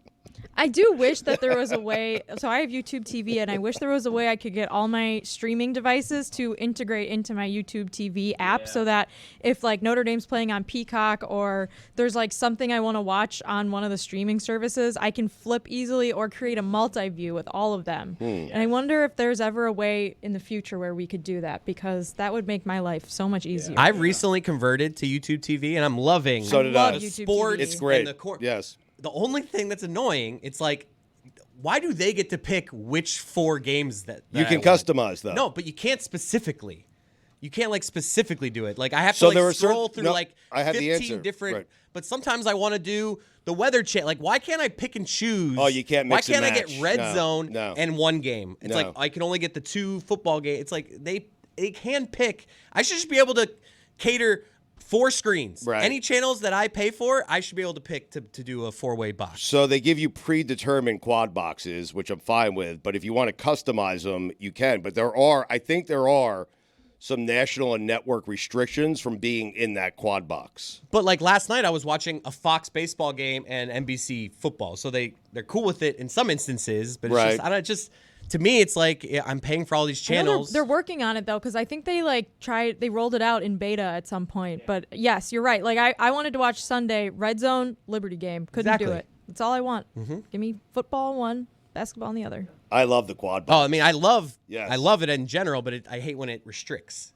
I understand. It made the end of my Saturday so satisfying, just watching all of those games go late at the same time. Yes. And then there's so many effing commercial breaks now, it just like ruins the flow of every game. You don't have to switch. You just turn your attention to the right and then back to the left. I'll just put the sound over there, and Just 30 hit the seconds arrow. later, I'll start hearing it. Right, it buffers. What an invention, truly. Does that happen with your sound? It's like I'll go over to this box, and it's like 42 seconds later, I'll start actually hearing it. Yes, mine is pretty every instant. time. Mine's like Mine a is- crazy delay. Mine is not delayed. You might need better internet. No, by the time I get over to the other game, I want to go back to the game I was on. Chris is right. I'm like, It does ooh, not happen to I'm like, me. ooh, they're showing Man Campbell doing a pregame speech. So I go over there real fast, and by the time the sound actually gets there, they're off of the speech that I wanted to hear. And anyway, Lions best team in football?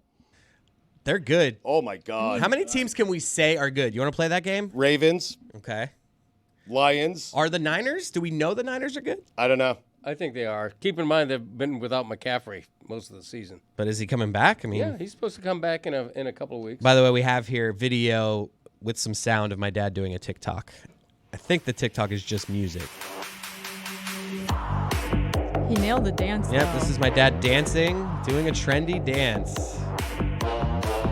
Man, this is... Remember when TikTok was fun? Oh yeah. That is my dad's house. That's the game room of Curios. Yeah. Nailed Thank you it. for ending that. That was brutal. You can make a lot of money there, Greg. Yeah, really. I'm serious. Your first celebrity crush was Susan Day, huh? People paying me not to do that. Is that true, Dad? Yeah, Partridge Family. Wow. Really? Who was yours, Absolutely. Billy? Wow, that's a good question. Who was? The pink Power Ranger. Mine Really? was also a Power Ranger. Who's my imaginary friend? Mine was my second grade teacher, Oh. Mrs. Erbach. I mean, My I had a first, crush on her. I'm sorry. My first grade teacher, Miss Fitzgerald, I had a crush on. Oh, yeah, she was a hottie. Okay. Oh, wow. Yeah, I remember going to the first All right, teacher-child Dad, that's enough. conference, and baby, I'm just kidding. It's all a joke. You were showing up to school. Yeah, didn't have to. All of a sudden, you had a sudden interest in picking up Chris every day. Marissa told me a different world. Oh, That's a good nice. one, Roy. Oh. That is a good one. I'm trying to think of someone from Days of Our Lives. Or General Hospital. I watch both. I'm not ashamed to admit it. General Hospital.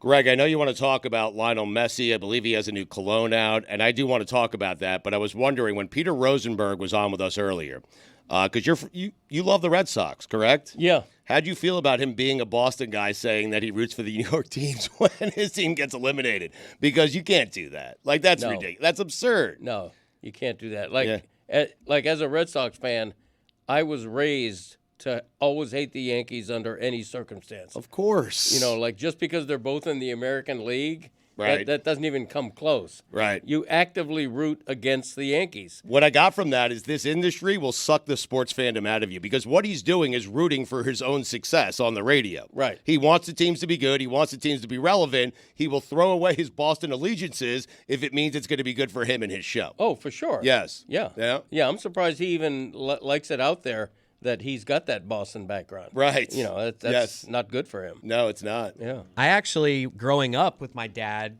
kind of considered the Red Sox my American League team. You know, my dad, Red Sox fan. I was a Marlins fan. Mm-hmm. But I have to admit, because, Dad, I don't want to call you out, but I wouldn't say you're not a diehard Red Sox fan at this point. We're not like following the Red Sox. No, but Chris, seriously. I'm saying this industry will suck the fandom out of you. Right, Like, your dad's been in it long enough. Right. You So know? that's my point. So he's kind of the Red Sox just has kind of faded away from me, and I've married into a Yankee family. So I would almost say at this point that I root for the Yankees more than the Red Sox. So you don't root against your significant other's team, No. so that you don't have to watch Yankees games. No, I root for them because I think my father-in-law, if they make the World Series, might take us all to the World Series. I'm trying to get in that trip. Georgie Lynott maybe switch allegiaces to the Yankees. Yeah. Maybe that's the heart Classic of this. Lynott. Yeah. Chris, I see what you're doing. I'm trying to get that trip to New York. Right. By my father-in-law. If I text him every once in a while, like, oh, Garrett Cole, am I right? So you just want to go to the World Series, or you want to go to New York?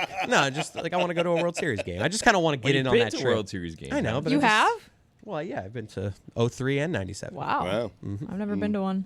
Right. I was at the clinching game in 97. Fortunate kid. I wonder who raised him. Yeah, lucky kid. Mm-hmm. Little press box. Great Earlene. parents. Yes, I was in the press box. Well, I mean, maybe your dad brought you up there. You ain't I mean, wrong. Did you eat any free food? I still remember Game 7. It's like it's one of my earliest vivid memories, 97 Game 7. How about 03? 03 was a 10. Game 7 too, right? Yeah, no, that was Game 6 6 in in New New York. York. Game Yeah, in New That's York. right. Yeah, I was there. I've never heard Yankee Stadium quieter than when the Red Sox won. You mean the Marlins? Marlins. I mean, the Marlins. Josh Beckett. See, you got Yeah. me thinking Red Sox now. Right. Yeah. You were happy though because you're a Red Sox fan, right? And the Marlins had won. I was happy because it was a good story to write. He's know, a it was- homer. It was fun. Total homer. Yeah. Oh, yeah, no doubt. Why are you interested by Messi's cologne here? I'm interested in whatever Messi does. You know, he's at that point late in his career where he's taking advantage of what's. And I'm not saying that when he retires as a player, he's going to fall off the face of the earth. He isn't. He's eternal, his celebrity and his greatness. But he's taking advantage of it all. You know, he started a new production company called 525 Rosario, I think, which is after his childhood address, much like me in 1440. Mm-hmm. I get it. Yeah. And now he's got a cologne. Yeah. You know, he's got a cologne out, Parfum, Eau de Parfum, $73 for a small bottle of it. And We've reached the full spectrum of athlete-based colognes. I think we had Will Levis with a cologne a few weeks ago, and now we that have stinks. Messi. Yeah. Hey. So Oh it's my like, God. if those two spectrums can have a cologne, anyone can have a cologne. When did that start? Did it start with Jordan? The Jordan I cologne? feel like celebrities have had No, perfumes. No, and they cologne have. for a just long time. athletes. Just athletes. I But mean, Jordan legal- should have a cologne. I mean, Messi's cologne will sell worldwide because he's Messi. Not for $73. Yeah, that's not bad.